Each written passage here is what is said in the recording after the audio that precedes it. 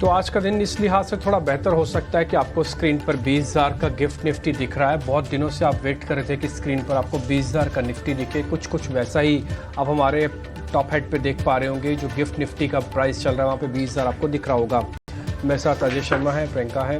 हम अगले 2.5 घंटे आपके साथ रहेंगे, मेहमानों को करेक्ट करेंगे, समझने की कोशिश भी करेंगे। लेकिन पहले 4 अहम ट्रिगर आपकी स्क्रीन पर लेके आते हैं, उनको सिलसिलेवार तरीके से डिस्कस करके आपके सामने जहां जहां ट्रेड के मौके होंगे उसको हम रखेंगे।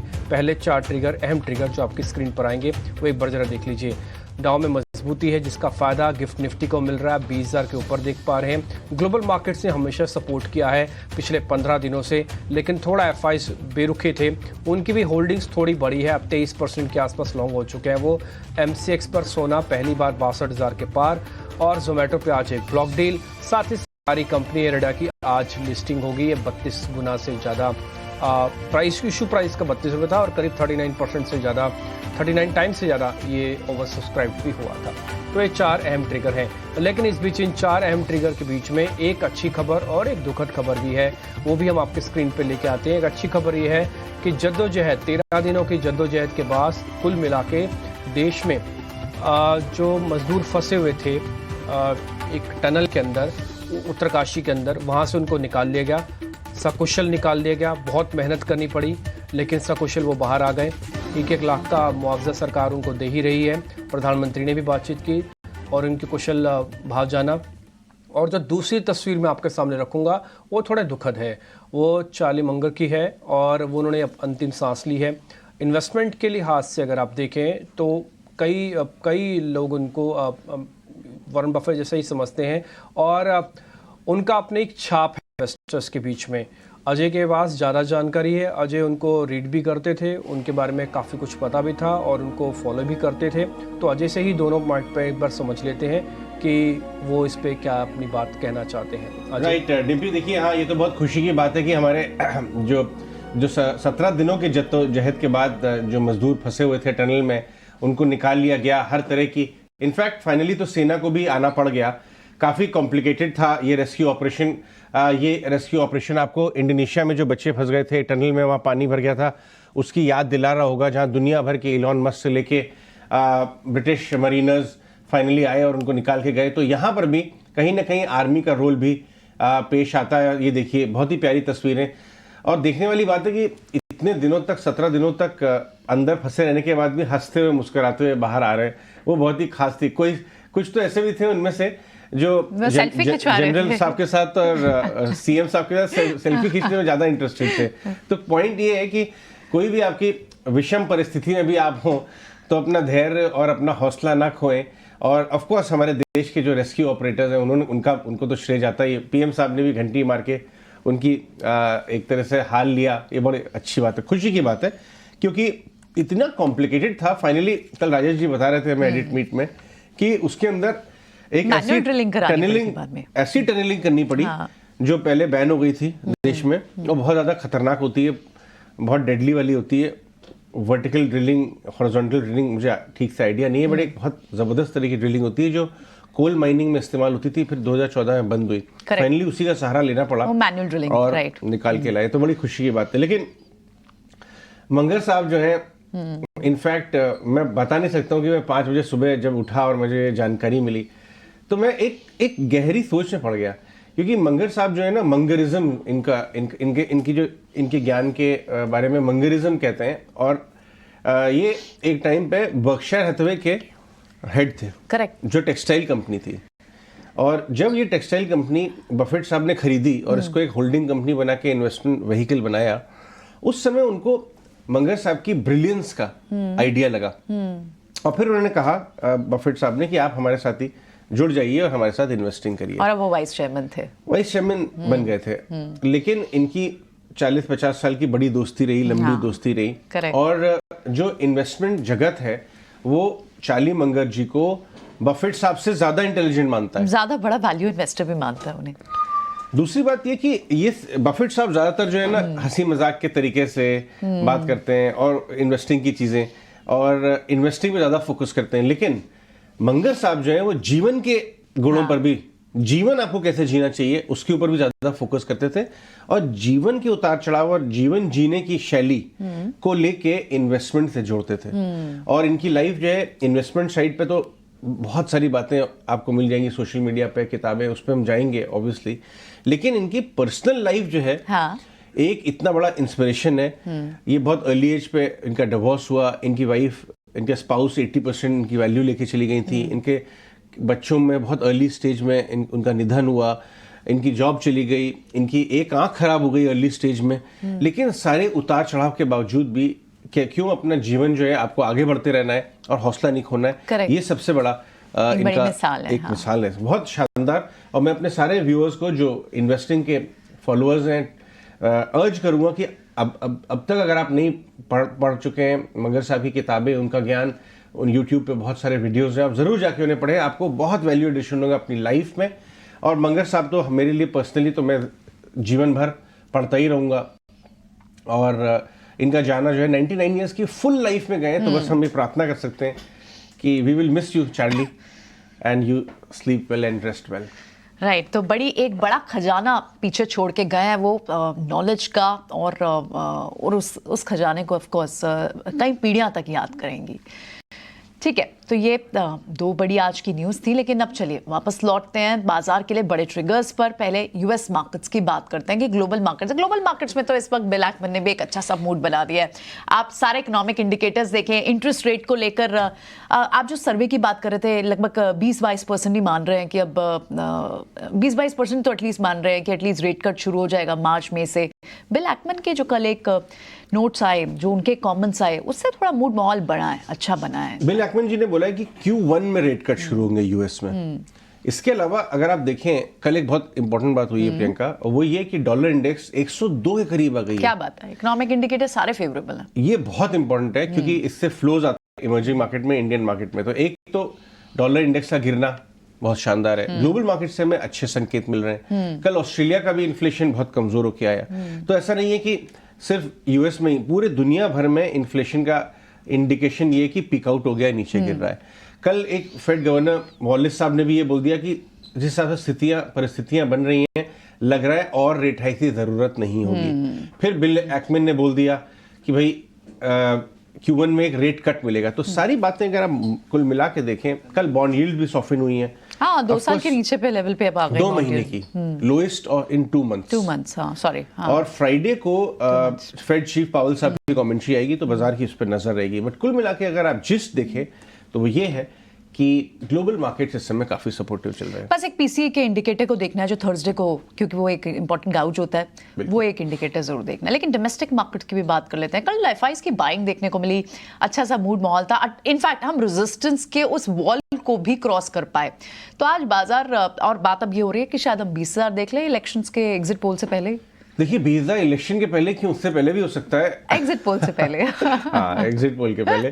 कल जिस हिसाब से बाजार ने 19,850 आखिरी घंटे में, अगर आप निफ्टी इंट्राडे लेके आए डाक्टर साहब, तो अपने व्यूअर्स को बताना जरूरी होगा। हम 8 से 9 दिन बिता रहे थे, 19,850 क्रॉस नहीं हो रहा था, उसके करीब जाते थे, गिर जाते थे। ये जो लास्ट आवर ट्रेड में कल एक्शन हुआ है और करीब 19,900 के आसपास हम बंद हुए हैं, ये एक बहुत पॉजिटिव साइन है। आज बहुत इंपॉर्टेंट होगा, आज हमें 19,850 के ऊपर समय बिताना होगा, और अगर 900 क्रॉस कर दे तो और भी अच्छी बात है, क्योंकि इससे ये मालूम चलेगा जो कंसोलिडेशन का राउंड था, जहां फंस रहा था निफ्टी, वो क्रॉस होगा। कल आखिरी घंटे में ऐसा हुआ है। सिर्फ निफ्टी ही नहीं, 44,000 के करीब बैंक निफ्टी भी जाके बंद हुआ है, वो भी लेके आया। ये देखिए डेज हाई की तरफ। तो कोई बड़ी बात नहीं है कि 20,000 की तरफ शॉर्ट ले अटेम्प्ट करे निफ्टी जाना, क्योंकि कल हमने एक शॉर्ट कवरिंग का बाउट देखा, वो भी एक्सपायरी की पहले। मैंने आपको कल ही सुबह बताया था कि इस हफ्ते शॉर्ट कवरिंग की उम्मीद करिए। ये नहीं मालूम था कि आज ही आ जाएगी, लेकिन कल शॉर्ट कवरिंग आई, और लॉन्ग पोजीशंस भी कल थोड़ा बढ़ के करीब 24% के आसपास गई हैं। और कल अच्छी बात ये हुई है कि कल की जो तेजी है वो एक तरह तो कैश में बाइंग आई, एफआई डीआई दोनों बायर थे, प्लस लॉन्ग पोजीशंस फ्यूचर्स में बढ़ी हैं। ये दोनों कॉम्बिनेशन बहुत शानदार होता है। उसके बाद कल आप देखिए कौन से स्टॉक्स है जो निफ्टी को खींच रहे थे। कल कमोडिटी स्टॉक्स, ओएनजीसी, कोल इंडिया, बीपीसीएल बहुत अच्छा काम करते हुए नजर आए। बैंक्स ऑफ कोर्स वापस आ गए, ऑटो स्टॉक्स में अच्छी तेजी आई। और एक बात मैं बताना चाहूँगा इससे पहले कि मैं डीपी पे जाऊँ और अपने पैनलिस्ट के साथ जुड़ूँ, कि कल लार्ज कैप और एफिनो, ये दो बिग लिक्विड स्टॉक्स वहां काम ज्यादा हुआ। कल मिड कैप स्मॉल कैप थोड़ा अंडर परफॉर्म करते हुए नजर आए। देखिए कल अदानी ग्रुप में कैसी जबरदस्त रिलीफ रैली हुई जब सुप्रीम कोर्ट की कमेंट्री परसों आई थी, फ्राइडे को आई थी, लोगों ने समझा उसको, जबरदस्त लॉन्ग पोजीशंस। तो ये मोमेंटम आज थकना नहीं चाहिए। उम्मीद है कि ये आज भी जारी रहेगा क्योंकि हम एक्सपायरी के अंदर जा रहे हैं। लेकिन चलते हैं निफ्टी बैंक निफ्टी में एफिनो डेटा क्या कह रहा है, ये हम डिम्पी से जानेंगे। डिम्पी, देखिए कल अजय शॉर्ट कवरिंग हुई है और कल एक सवाल ये भी था कि क्या हम 20,000 पहुंचेंगे। मैंने कहा था ये तो कहना बड़ा मुश्किल है, लेकिन हाँ मैं इतना ज़रूर कह सकता हूँ कि प्रोबेबिलिटी काफ़ी हाई है कि आप 20,000 की तरफ पहुंच सकते हैं। कल ताबड़तोड़ तेज़ी आई अडानी ग्रुप के अंदर और उसके बाद कुछ बड़े शेयर्स ने जो लास्ट में पार्टिसिपेट किया। ये टिपिकली शॉर्ट कवरिंग का आपको एक सिर्फ नमूना भर था। ये तो वो शॉर्ट कवरिंग है जिसमें एफआईज भी कोई बहुत बड़ी स्थिति में नहीं आए अभी भी। तो मैं उम्मीद कर सकता हूँ कि अगर कुछ भी मार्केट के फेवर में ये इलेक्शंस का रिजल्ट या फिर फेड के जो बयान आएंगे अगर आ जाते हैं तो फिर ये बाहर थोड़ा और चलेगा और इसके लिए रूम खुला हुआ है 20,222 तक का, यानी कि आपके ऑल टाइम हाई का जो निफ्टी ने ऑलरेडी पहले भी टेस्ट किया हुआ है। तो फिलहाल शॉर्ट कवरिंग आई है और ये शॉर्ट कवरिंग दो चीज़ें कर रही है। पहला चीज़ कर रही है कि आपको स्टॉप लॉसेस को ऊपर करके आ रही है और दूसरा आपके रेजिस्टेंस को धीरे धीरे करके ब्रेक कर रही है, सबको पार्टिसिपेट करने का मौका दिया। हमें ये पूरी उम्मीद थी कि आज गैप के साथ मार्केट ओपन करेगा। कल हमने 19,900 की बकायदा कॉल प्लस भी करवाई और इसको कैरी फॉरवर्ड भी करवाया। 64 रुपये की कॉल थी, बंद होते होते करीब 85 रुपये हो गई थी। आज तो खैर खुलेगी गैप पे 125 का टारगेट भी लग जाएगा। अब आपको करना क्या है, देखिए जिनके पास भी निफ्टी है उनको सिर्फ ट्रेलिंग स्टॉप लॉस लगाना और कुछ नहीं करना, और जिनके पास निफ्टी नहीं है उन्होंने कल प्लस किया है, कल उनका एकदम से जागा है जुनून और वो कह रहे हैं कि प्लस करना चाहिए, बिल्कुल प्लस कर सकते हो आप। और आप उम्मीद कीजिए पहला टारगेट आपका 20,000, अगर ये भी चलता रहा तो 20,200 भी आप आ जाएंगे सीरीज के स्टार्टिंग में। उसमें काफ़ी हद तक राइडर्स 20,200 में, जैसे मैं कह रहा था कि उसमें इलेक्शंस का रिजल्ट्स भी काफ़ी इंक्लूड होगा। आते हैं बैंक निफ्टी पर, यहाँ पर भी शॉर्ट कवरिंग आती हुई दिखी। दो चीज़ मैं शॉर्ट कवरिंग के साथ साथ बताना चाहूँगा, वो है प्रीमियम इच्छा शक्ति का सूचक होता है, यानी कि इच्छा शक्ति आपको बताता है वो मार्केट के अंदर काफ़ी अच्छी है। दोनों का प्रीमियम बढ़ा है कल के सेशन में, तो अमूमन एक्सपायरी के आसपास प्रीमियम श्रिंक हो जाते हैं, कम हो जाते हैं। कल ओपन इंटरेस्ट 11% यहाँ से भी घटा है और कल अच्छी बात यह कि 43,800 हम लेके आए हैं। फ्यूचर्स पे प्रीमियम की वजह से 44,000 के ऊपर की क्लोजिंग मिली है और ये ट्रिगर, ये बटन दबा देती है आपकी शॉर्ट कवरिंग का बैंक निफ्टी पर। और मेरे को आज यकीन है कि हो सकता है बैंकिंग आज ज़्यादा पार्टिसिपेट करे, थोड़ा कैचअप रैली भी होगा और इसके अंदर एक थोड़ा ड्यू भी है। तो ये उम्मीद भी है कि आज ये 44,000 को पार कर जाएगा। हालांकि रेजिस्टेंस अभी 44,000 से 44,300 का बना हुआ है। पुट कॉल रेशियो के हिसाब से मार्केट स्लाइटली शॉर्ट कवरिंग के बेसिस पर स्लाइटली, मैं बोलूँगा हल्का सा थोड़ा ओवरबॉट है, इसलिए जो नए लोग आ रहे हैं अपना रिस्क रिवॉर्ड चेक करके आए। पुराने वालों के लिए ज़्यादा मज़ा है क्योंकि अब दोनों एक के पार जा चुके हैं। रही बात इंडिया विक्स की, कल देखिए 12 के ऊपर विक्स वापस से पहुंचा 7.5% का। इसके अंदर दो चीज़ें छुपी हुई हैं। ये जो 7.5% का विक्स बढ़ा है ना कल, इसके अंदर वो इलेक्शंस वाला पार्टिसिपेशन भी है और साथ ही मोमेंटम भी है। तो दोनों चीज़ों ने कल काफ़ी हेल्प किया मार्केट्स का, ये ऊपर भी आए हैं। एक चीज़ मैं सिर्फ एफआईज के पॉइंट ऑफ व्यू से नोटिस करा दूंगा, एफआईज का डाटा लेके आइए। इकलौता इंडेक्स ऑप्शंस है जहां पर अभी भी उनकी बिकवाली हो रही है। वो टिपिकली जब हेज करते हैं ना, ऑप्शंस बेच के कैश को प्लस करते हैं, तो वही आपको हो रहा है। पिछले 2 दिन से options back to back sell हो रही हैं बट कैश प्लस आ रहा है। तो इकलौता यही ऑप्शंस, इंडेक्स ऑप्शंस का नंबर जिस दिन ग्रीन में आ जाएगा ना, उस दिन आप नए लेवल्स पे वापस पहुंच जाएंगे। तो इस चीज़ को नोटिस आप ज़रूर कीजिएगा। ये तो इंडेक्स पे बात हो गई जिसमें अच्छी तेजी दिख रही है। आप स्टॉक बताइए जिसमें आज ताबड़तोड़ तेजी दिख सकती है। देखिए वो शेयर के अंदर है डिविस लैब। मैं इस वर्ड को निकाल देता हूँ ताबड़तोड़, मैं इसको कहता हूँ शांति वाली तेजी। ये धीरे धीरे करके खिसकते खिसकते आपको बहुत बढ़िया रिटर्न दे सकती है। वो इसलिए क्योंकि इसने अपना बेस बना लिया। देखिए कोई भी चीज़ ना बेस बनाएंगे तभी फाउंडेशन बनेगी और उसके बाद आपको टावर कुछ दिनों के बाद दिखेगा। देखिए ये तो 5 माले की बिल्डिंग बन गई, इसने बेस बना दिया अपना।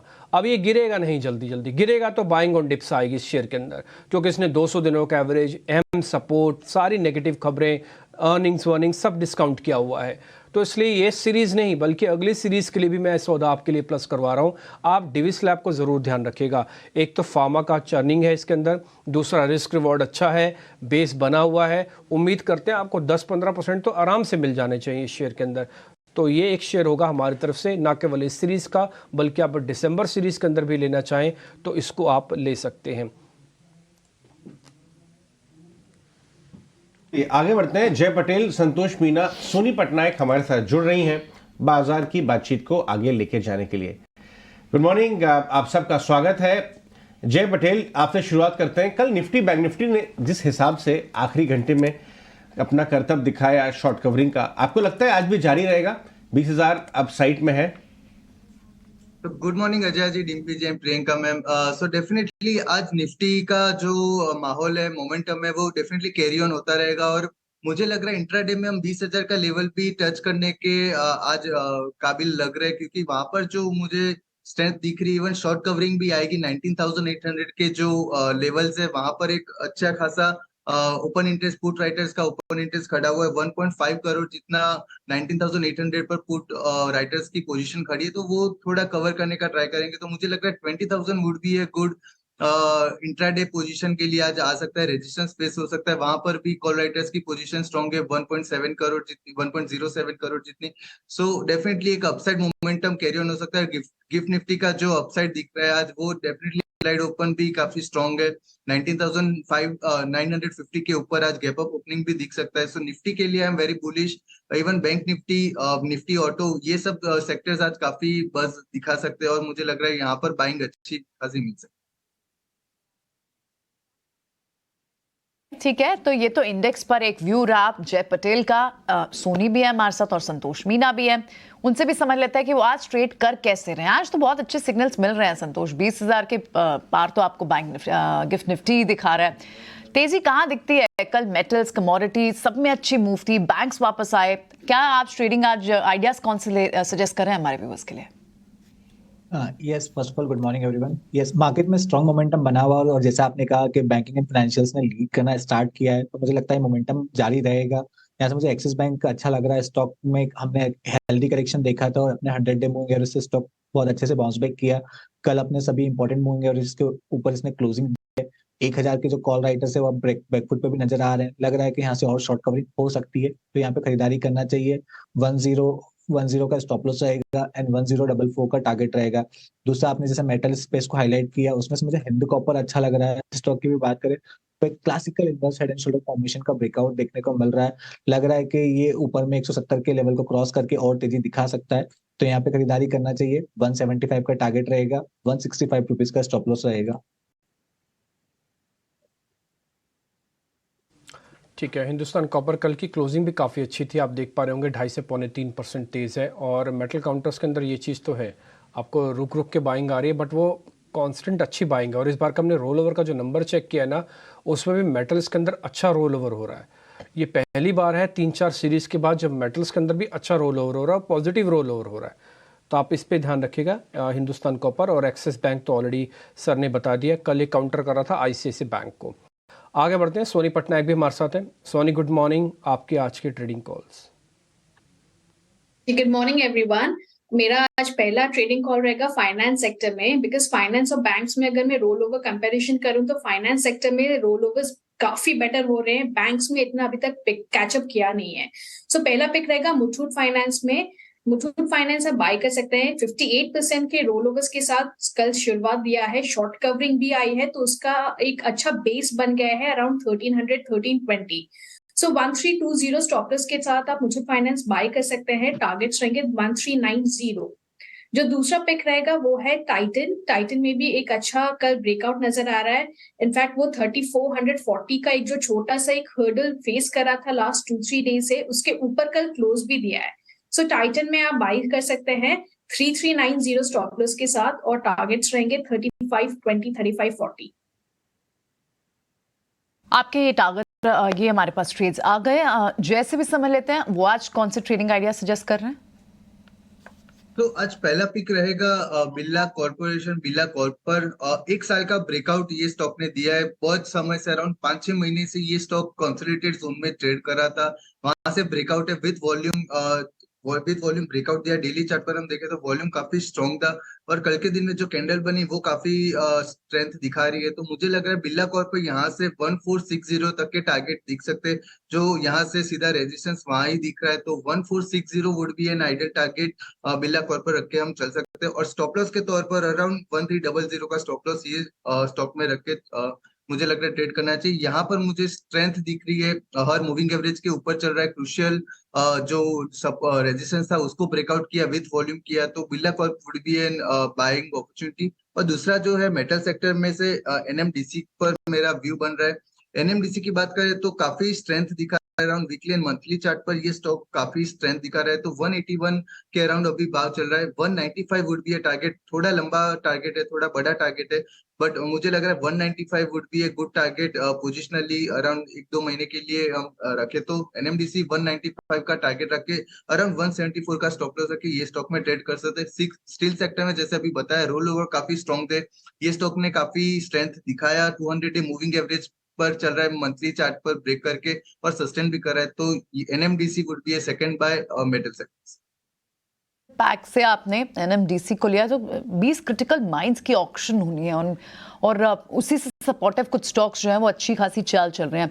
ठीक है, एक बार सारे ट्रेडिंग आइडियाज फिर से हमारे व्यूअर्स के लिए लेकर आते हैं। एनएमडीसी, बिरला कॉर्प, ये दोनों जय की राय।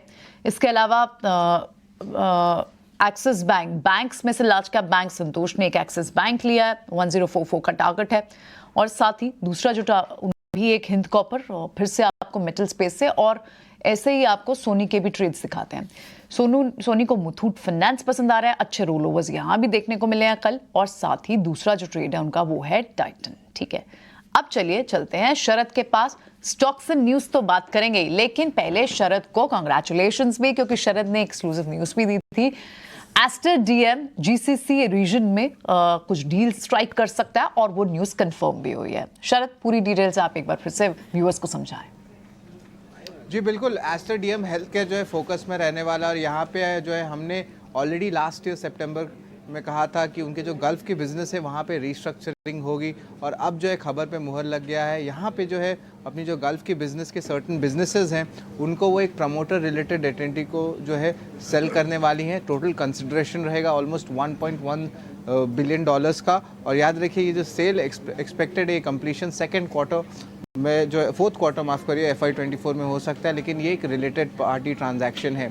जो एक्विजिशन हो रहा है वो एक नई आइडेंटिटी में होगी। हालांकि वो प्रमोटर रिलेटेड कंटेंट कह सकते हैं या कंट्रोल कह सकते हैं, लेकिन इसमें भी 65% जो है आपके एक पी फर्म फजर कैपिटल जो है फंड्स इन्फ्यूज़ करने वाले हैं। डील अगर देखा जाए तो लार्जली थोड़े आप कह सकते हैं वैल्यू एक्रेटिव देखने मिली है अगर कंपेयर करें मल्टीपल्स जीसीसी के। लेकिन इंपॉर्टेंट बात यह है कि जो एग्जिस्टिंग शेयर होल्डर्स है, जो आप ऑलरेडी होल्ड कर रहे हैं अगर एस्टर डीएम हेल्थ केयर के शेयर्स, तो आपको इंडियन बिजनेस मिलेगा।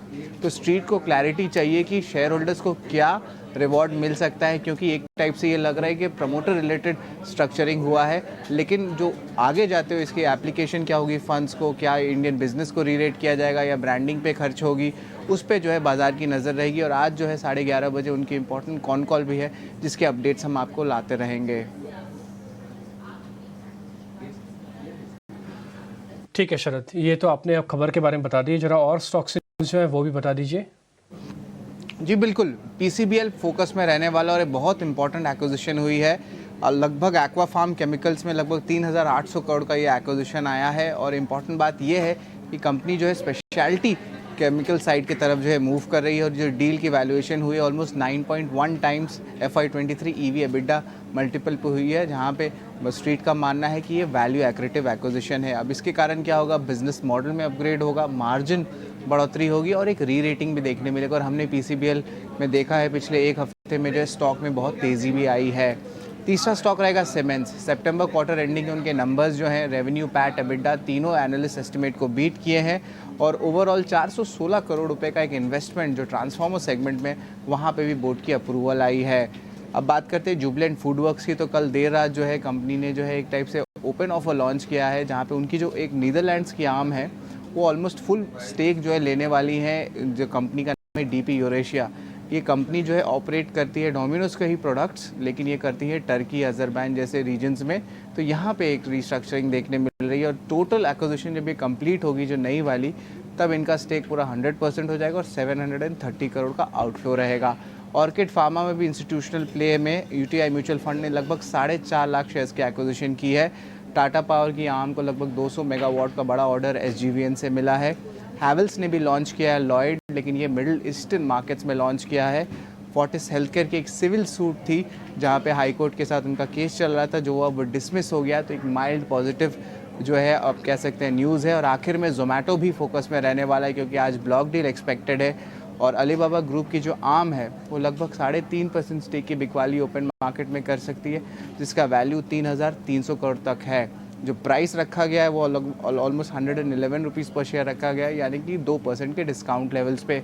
तो डील स्पेसिफिक जो है आज न्यूज़ वो ज़्यादा देखने मिल रहा है। तो डील स्पेसिफिक न्यूज़ और जहां सीमेंस के नंबर भी आए थे वहां पर भी कहीं से रिपोर्ट है, पीसीबीएल पर रिपोर्ट से। शुक्रिया शरद ये सारे की सारी न्यूज़ हमें समझाने के लिए। एक बार चलिए वेरी क्विकली वमाक्षी से सारी ब्रोकिंग हाउसेस को भी कंपाइल कर लेते हैं, उसके बाद फिर ट्रेड्स डिस्कस करेंगे। वमाक्षी बताएं। जी बिल्कुल, शुरुआत करेंगे हम पीसीबीएल के साथ। हम देख रहे हैं कि कंपनी ने कल ही एक एक्विजिशन अनाउंस किया है 3,800 करोड़ का एक्वा फार्म केमिकल्स का, और इसी पर काफ़ी सारे ब्रोकरेज रिपोर्ट्स आए हैं। जेएम फाइनेंशियल्स की तरफ से खरीदारी की राय आ रही है और नुवामा की तरफ से खरीदारी की राय ज़रूर है, मगर इन्होंने अपना टारगेट प्राइस बढ़ाकर 279 रुपीज़ प्रति शेयर पर कर दिया है। लार्जली ये ब्रोकरेजेस हाईलाइट कर रहे हैं कि एक्विजिशन के चलते बिजनेस मॉडल और मार्जिन अपग्रेड होते हुए नजर आ रहे हैं, जिसके चलते री रेटिंग ड्राइवर है ये कंपनी के लिए। Company full fledged chemicals company बनना चाह रही है और ये एक काफ़ी बड़ा माइलस्टोन है कंपनी के लिए। ट्रांजैक्शन जो है वो ईपीएस और ईबिटा एक्रेटिव हो सकता है 1 साल का एक्विजिशन के 1 साल बाद, और इसी के चलते हम देख रहे हैं कि पीसीबीएल फोकस में है।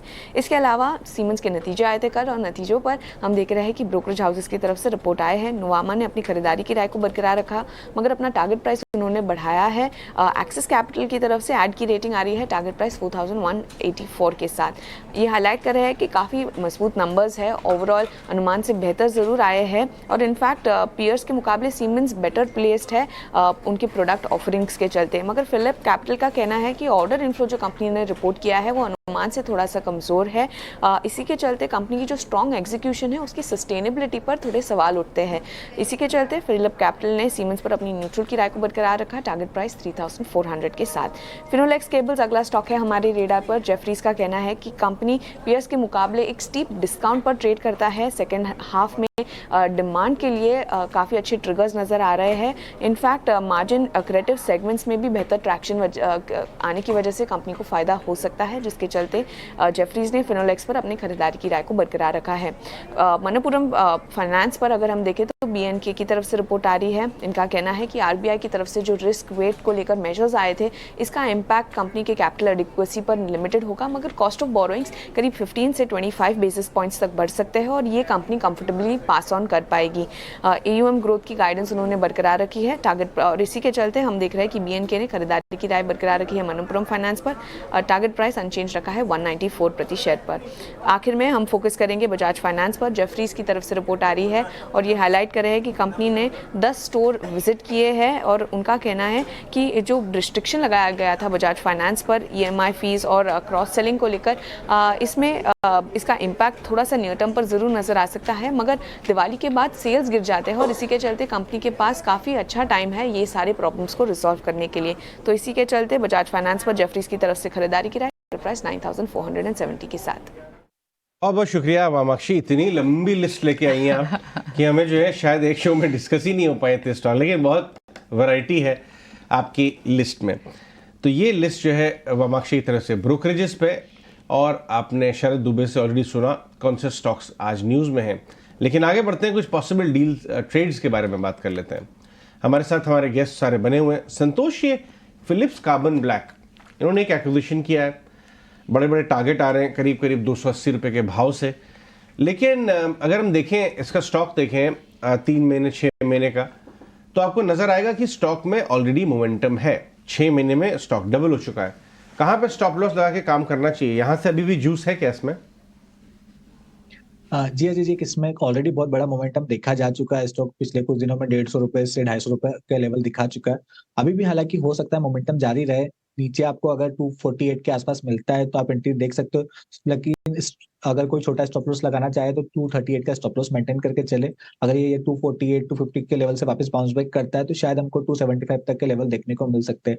अपना स्टॉप लॉस ट्रेल करते चलिए और पोजीशन में बने रहिए। ये जय पटेल, ये फिनोलेक्स केबल्स करके एक कंपनी है, जरा देखिए डायरेक्टर साहब। फिनोलेक्स केबल्स में स्ट्रीट का ये मानना है कि ये अपने पीयर से, दूसरी जो कंपनी केबल स्टॉक्स हैं उनसे सस्ती पे इस समय अवेलेबल है। करीब 40% अर्निंग्स CAGR इसमें एक्सपेक्टेड है, यानी 3-4 साल तक 40% एवरेज या एनुअल ग्रोथ रेट इनकी अर्निंग्स में पॉसिबल है। अगर हम इसका चार्ट देखें, कल ऑफकोर्स थोड़ा सा गर्म था स्टॉक, अब 1250 रुपये का भाव इसका टारगेट आ रहा है, 950 पे आसपास ट्रेड कर रहा है और 3 महीने में भी नेगेटिव रिटर्न दिया है। क्या इस भाव से खरीदना चाहिए? जी डेफिनेटली यहाँ पर एक सपोर्ट स्ट्रॉन्ग लेके ये स्टॉक चल रहा है और सपोर्ट के वहां से एक ब्रेकआउट आया हुआ है। हम देखें तो नैरो रेंज का जो ब्रेकआउट है 936 के लेवल से ऊपर आया। अभी थोड़ा मैं वेट करना चाहूंगा, अराउंड 953 के बाद ये स्टॉक को मैं बाय करूंगा। मुझे टारगेट लग रहा है 1060 का टारगेट ये स्टॉक में आते हुए दिख रहा है। अभी थोड़ा कंजेशन जोन है 953 954 के अराउंड, तो वो लेवल को एक बार पार कर ले उसके बाद मैं बाय करूंगा ये स्टॉक को। और 1060 के लिए ये स्टॉक को मैं ट्रेड करूंगा। काफी स्ट्रेंथ दिखाई है, 200 दिन की मूविंग एवरेज को सपोर्ट लेके ये स्टॉक ने बाउंस बैक दिया हुआ है। अभी 150 डे और 21 डे मूविंग एवरेज इसके वहां पर जोन में फंसा हुआ है। तो आज के दिन में आई गेस ये स्टॉक निकल जाएगा उसके ऊपर, उसके बाद अच्छी एक रैली हम एक्सपेक्ट कर सकते हैं। तो टारगेट वुड बी 1060। यहाँ से भी मुझे 10% का अपमूव ये स्टॉक में आते हुए दिख रहा है। ठीक है, इस बीच एक और मेहमान पार्थिव शाह भी हमारे साथ जुड़ रहे हैं, उनका करते हैं स्वागत। पार्थिव, बहुत बहुत शुक्रिया, थैंक यू वेरी मच समय देने के लिए। एक शेयर के साथ ही मैं आपसे पूछना चाहूँगा पहले शुरुआत में ही, वो है जुबिलेंट फूड। हमने टेक्निकली दिया था ये शेयर, आज इस पर खबर भी है कि ये कंपनी कह रही है DP यूरेशिया के अंदर हम अपनी जो रिमेनिंग होल्डिंग है उसको भी हम बाय कर लेंगे। ये डोमिनोज की एक डिवीज़न है जो कि टर्की, जॉर्जिया उस तरफ यानी कि यूरोप में काफ़ी हद तक फेमस है, तो उसको ये बाय कर लेंगे। 730 करोड़ रुपए खर्च कर रहे हैं, ये ठीक करने जा रहे हैं। इसका प्राइस एक्शन क्या होगा sir? Good morning Nitin ji, Ajay, Priyanka और हमारे पैनलिस्ट और व्यूअर्स। देखिए, जुबिलेंट फूड्स की अगर मैं बात करूं तो अराउंड 700 करोड़ का ये जो एक्विजिशन कर रहे हैं, मुझे ऐसा लग रहा है कि it is not very long term positive. उसका रीजन ये है कि हमने यही चीज देखी थी कि RBI इंटरनेशनल जो बेसिकली बर्गर किंग की फ्रेंचाइजी है, उन्होंने जब कैपिटल एलोकेशन किया था इंडोनेशियन मार्केट्स में, और आज के तारीख में भी अगर हम देखें तो इंडोनेशियन मार्केट्स का जो एक्विजिशन है वो ब्रेक इवन नहीं हुआ है। बहुत मैनेजमेंट ट्राई कर रहा है और उन्होंने गाइडेंस भी दी है कि ब्रेक इवन होगा।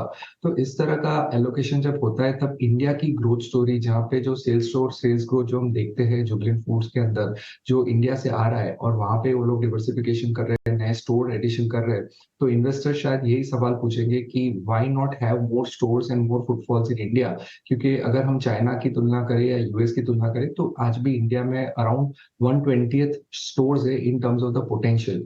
तो आई थिंक ग्रोथ स्टोरी है, लेकिन टर्की जैसे कंट्री में हमेशा हम देखते हैं कि एक करेंसी का डेप्रिसिएशन का बड़ा प्रॉब्लम रहता है, जिससे हम देखते हैं कि फॉरेक्स लॉसेस भी आने की क्षमता रहती है। तो देखना रहेगा कि मार्केट कैसे रिएक्ट करता है, बिकॉज आज की तारीख में वैल्यूएशन के लिहाज से I think it is price to perfection. और unless and until in terms of sales growth 12 to 14% का ग्रोथ नहीं आता आने वाले 3 साल में, तो मुझे लगता है कि ये वैल्यूएशन सस्टेन होने काइंड ऑफ डिफिकल्ट है।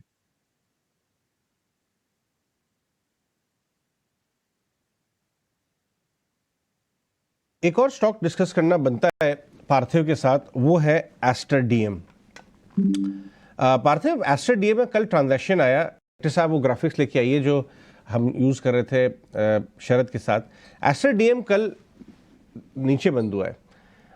हालांकि मैनेजमेंट को हम लाएंगे और उनसे कुछ और समझना चाहेंगे कि इस ट्रांजैक्शन का मतलब क्या था।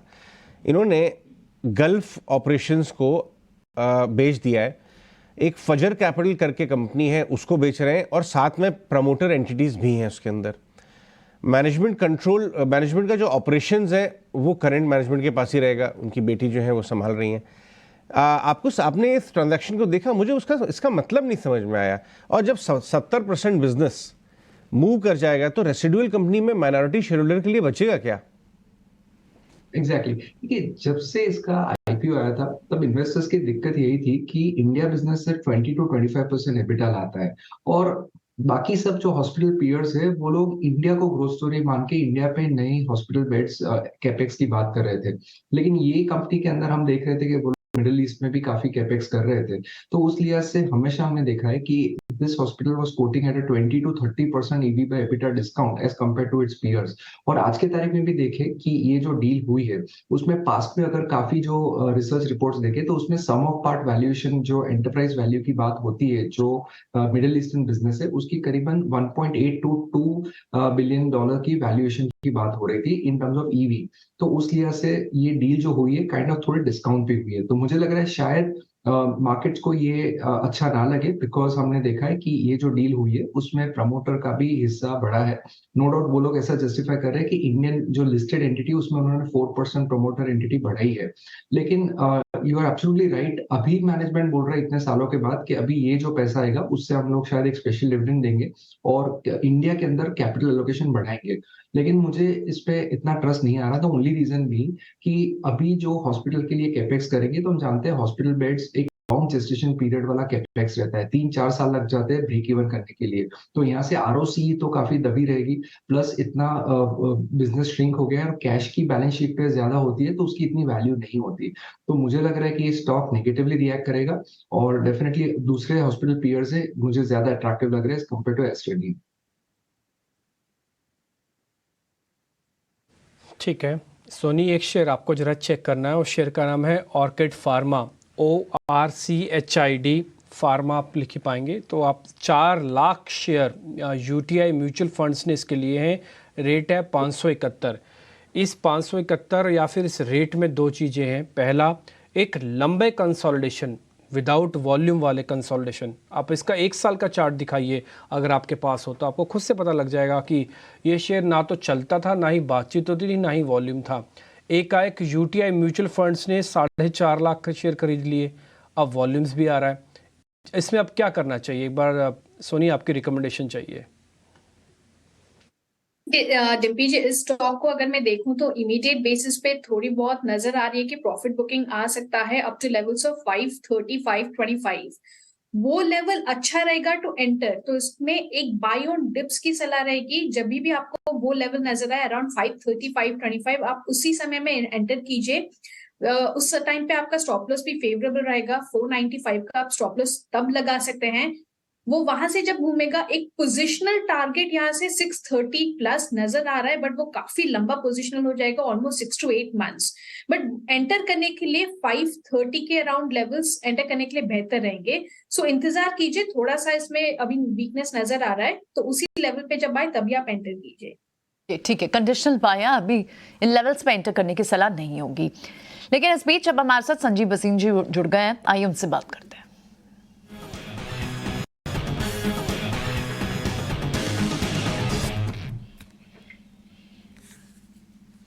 गुड मॉर्निंग संजीव जी, ये लीजिए गिफ्ट निफ्टी तो 20,000 दिखा ही रहा है, अब एंटर यहां से करें और बड़ी कितनी तेजी दिखा सकते हैं? गुड मॉर्निंग प्रियंका जी, ये तो होना ही था। और जैसे मैं अभी इस वीकेंड लखनऊ होके आया तो ये तो मैंने जिसे कहते हैं ना आदाब, तो हमें तो कोई दो राय नहीं थी, लेकिन ईटी स्वदेश के व्यूअर्स को बहुत लाभ हुआ है क्योंकि 1 महीने में 1000 पॉइंट, तो जैसे लखनऊ की तहजीब है और अजय जी को हमने सलाम कहते हैं, तो क्या मार्केट थी, क्या वहाँ माहौल था अजय जी? क्या बात है। ये बताइए, आपने कुछ कबाब खाए? आप वेजिटेरियन, तो कचौड़ियाँ खाई आपने अवस्थी की? कहाँ गए लखनऊ? अरे वो तो टाइम उतना नहीं था, लेकिन मैं अपने घर के लिए टुंडे कबाब लाया जो रात को 1 बजे मिले और वो मेरे लड़के थे मुंह में पिघल गए। तो मैं तो वेजिटेरियन हूँ, मैं तो ठग्गू के लड्डू लाया था कानपुर से। और ये हुई ना बात, ये जरूरी है। क्या कहने अजय जी, और मैंने उसी समय सोच लिया था कि इस हफ्ते तो जरूर ये होएगा, तो मैं प्रियंका के लिए ठग्गू के लड्डू और आपके लिए कबाब लाऊंगा अगली बार। क्या बात और डिप्पी जी के लिए मैं ये शुभकामना दे रहा हूँ कि 20,000 से ऊपर इंडेक्स आज और कल में जरूर चले जाएगा और कोई दो राय नहीं। और ठोक के कहा था आपको निफ्टी भी चलेगा, इंडेक्स को देखिए। उसके अलावा देखिए HP BP IOC new highs, HAL new highs, आपको GMR का, आपको जितने मैंने रिसेंट स्टॉक्स कहे वो देखिए कहां से कहां परफॉर्म कर रहे हैं। And I am very very happy कि अगर लोग बाग फॉलो करते हैं तो उनको एटलीस्ट मौका तो मिल रहा है पैसा कमाने का। Secondly, Ajay ji, the issue is not the index. The issue is that there is a basket of stocks which perform and not perform. अब कल रिलायंस और ICICI नहीं चला, इसका मतलब ये तो नहीं कि इंडेक्स नहीं चल रहा। तो आपको जब ये मायूसी होती है उस समय अपना पोर्टफोलियो बनाना है और स्टे इन्वेस्टेड। आज नहीं तो कल वापस ये बैंक्स भी चल जाएंगे क्योंकि इनके बिना तो ग्रोथ है नहीं। यील्ड्स आर हिटिंग 4.29, मैंने आपको कहा था यील्ड्स 4.4 ब्रेक किए तो they will be chaos. Emerging markets will rise through the roof. 102.5 हो गया US डॉलर, तो कोई दो राय नहीं, India set to outperform. और आपको पता है कि FIs की अब नजरिया तेजी की तरफ धीरे धीरे आता है, लेकिन जब आता है तो न्यू हाईस पे ही आता है।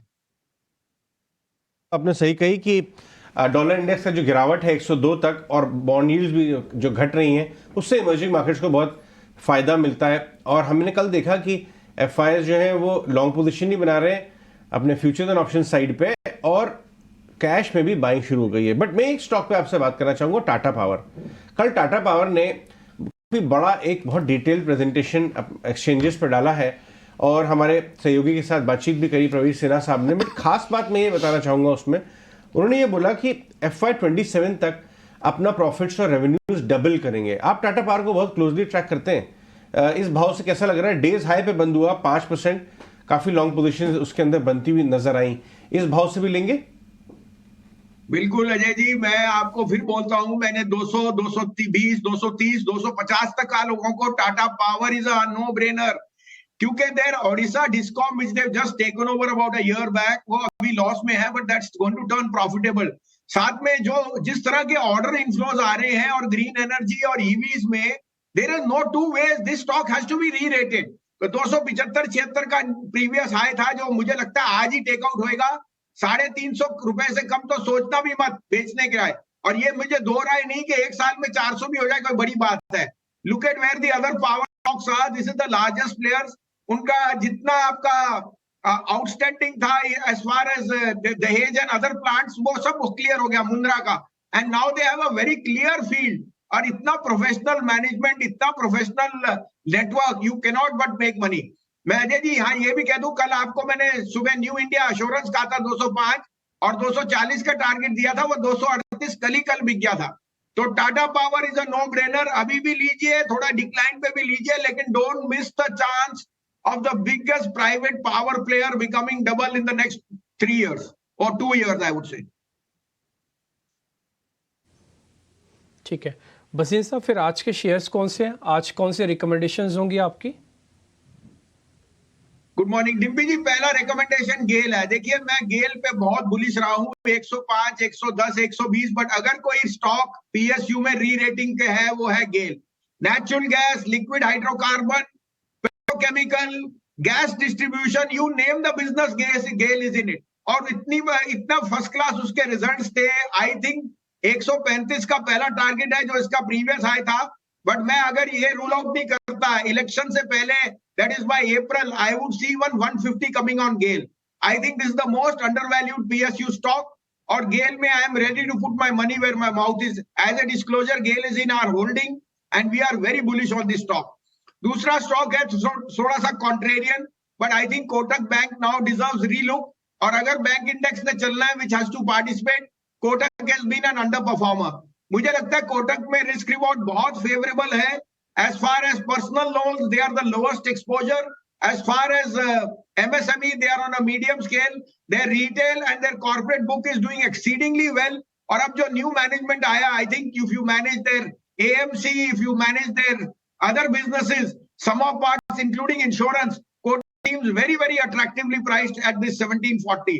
1705 का स्टॉप लॉस है, 1820-25 पहला टारगेट, बट मैं रूल आउट नहीं करता 1850 मैंने 100 रुपए की तेजी इसमें आपको बहुत जल्दी दिख जाए। तो GAIL and Kotak are my 2 top pics.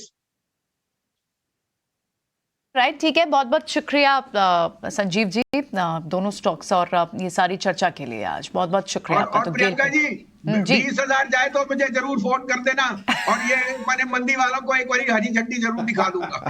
100% आपके साथ ऑनर ही बात करेंगे संजीव जी, नो प्रॉब्लम। चलिए, बहुत बहुत शुक्रिया ये दोनों स्टॉक्स बताने के लिए। पिन कोड 20,000 तो हमारा नारा रहा ही है, और नेक्स्ट पिन कोड 20,000 बहुत ज्यादा दूर नहीं रह गया, 100 पॉइंट ही तो है। हाँ, करेक्ट। चलिए आगे बढ़ते हैं। हमारे साथ हमारे जय पटेल, संतोष मीणा, हाँ। सुनी पटनायक, पार्थिव शाह तो जुड़े हुए ही हैं। बातचीत का सिलसिला जारी है। बिल्कुल। कुछ और स्टॉक्स के बारे में बात करें। एक और कंट्रोवर्शियल स्टॉक है जो मैं पार्थिव से लेना चाहूंगा, क्योंकि काफी गंभीर, अपनी उम्र के हिसाब से काफी गंभीर एनालिस्ट हैं और बहुत सहज तरीके से कॉम्प्लिकेटेड चीजों को टच अपॉन करते हैं। और इस पर बात करना इसलिए जरूरी है क्योंकि माइनॉरिटी शेयर होल्डर का हित हमारे लिए सबसे ज्यादा इंपॉर्टेंट है, और फोकस में है Raymond.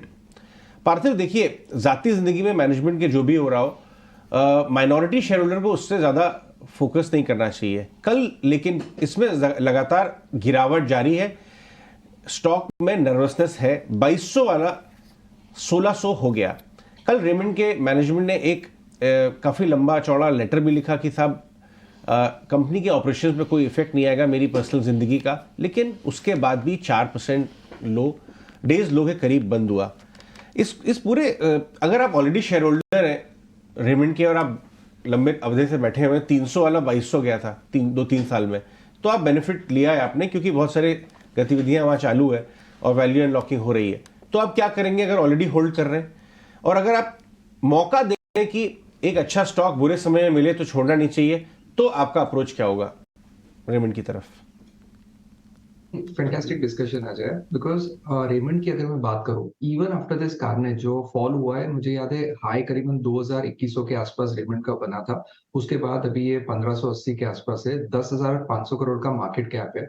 In terms of trail earnings की बात करो तो वैल्यूएशन सिर्फ 6-7 के पी के। आप मुझे बताइए कि कौन सा कंज्यूमर सेंट्रिक बिजनेस ऐसे लो एबिसमल वैल्यूएशन पे अवेलेबल है? इवन ईवी पे एबिटा की लिहाज से अगर मैं देखता हूँ ये बिजनेस को, तो 6 की ईवी एबिटा पे है।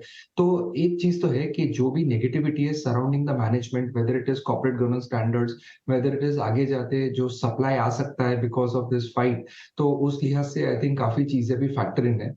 नई एंट्री ले वो बहुत बड़ा क्वेश्चन मार्क है, because I think unless and until management totally ये कंपनी को प्रोफेशनलाइज नहीं करता है, तब तक मुझे नहीं लगता कि रेमंड में ज्यादा रीरेट हो सकता है।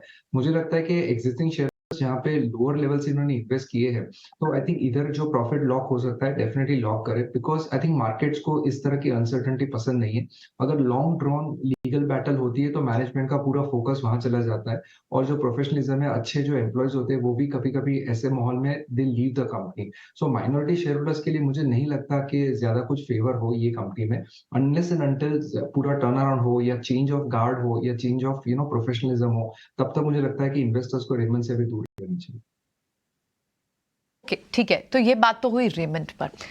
कल सीमेंस के नंबर्स भी आए और सीमेंस के नंबर्स अच्छे आए। इनफैक्ट एबिटा ने एस्टिमेशंस को बीट भी किया और कई सारी ब्रोकिंग हाउस की रिपोर्ट्स भी आई। लेकिन एक और खास बात जो हुई वो ये थी कि इन्होंने एक इन्वेस्टमेंट 416 करोड़, बहुत बड़ी नहीं है, लेकिन कैपेसिटी एडिशन की बात की और पावर ट्रांसफॉर्मर्स और वैक्यूम इंटरप्रेटर्स के लिए। ये वो सेगमेंट है जो ऑलरेडी बाजार को पसंद भी आ रहा है। पूरा जो पावर सप्लाई चेन जुड़ी हुई है, चाहे वो डिस्ट्रीब्यूशन साइड हो, चाहे ट्रांसमिशन साइड हो, चाहे जनरेशन साइड हो, और स्टॉक्स में हम तेजी देख रहे हैं। और नए कैपेक्स एक बड़े एग्जिस्टिंग प्लेयर के लिए इसे किस तरह से देखना चाहिए? कई ब्रोकिंग फर्म्स की रिपोर्ट इन्हें अपने पीयर से बेहतर भी बता रही है वैल्यूएशन के लिहाज से भी सीमेंट्स पर। लेकिन एक टेक्निकल राय लेते हैं। देखिए 4400 का टारगेट इस पे नुवामा का सामने आया, लेकिन आज क्या यहाँ से लगभग 800 रुपए ऊपर। लेकिन टेक्निकली क्या, आज तो क्या पूरा बाजार जब चल रहा होगा तो ऑफकोर्स स्टॉक्स में मूवमेंट होगी, लेकिन सीमेंट्स को इन नंबर्स पर क्या एक ट्रेड लेने की सलाह सोनिया आप देंगी? जी definitely Priyanka ji, in fact capital goods में भी अच्छे रोल ओवर्स हुए हैं जो कि बहुत लोग अभी नजरअंदाज कर रहे हैं, बट यहाँ से शुरुआत होगी। सीमेंस में भी अगर हम देखेंगे तो 3570 का एक अच्छा सपोर्ट बन गया है। सो आज या फिर एक छोटा सा शॉर्ट टर्म पोजिशनल प्ले के लिए 3570 स्टॉप लॉस के साथ आप इसको बाय कर सकते हैं। पहले इमीडिएट टारगेट्स आपको नजर आएंगे 3770, 3780 के रेंज में। उसके ऊपर सस्टेन होते ही एक पोजिशनल टारगेट आपका 3900 की तरफ बन जाएगा। तो पोजिशनल टारगेट आप हमें बता रही हैं सीमेंट्स पर, लेकिन हेवल्स की भी बात करते हैं।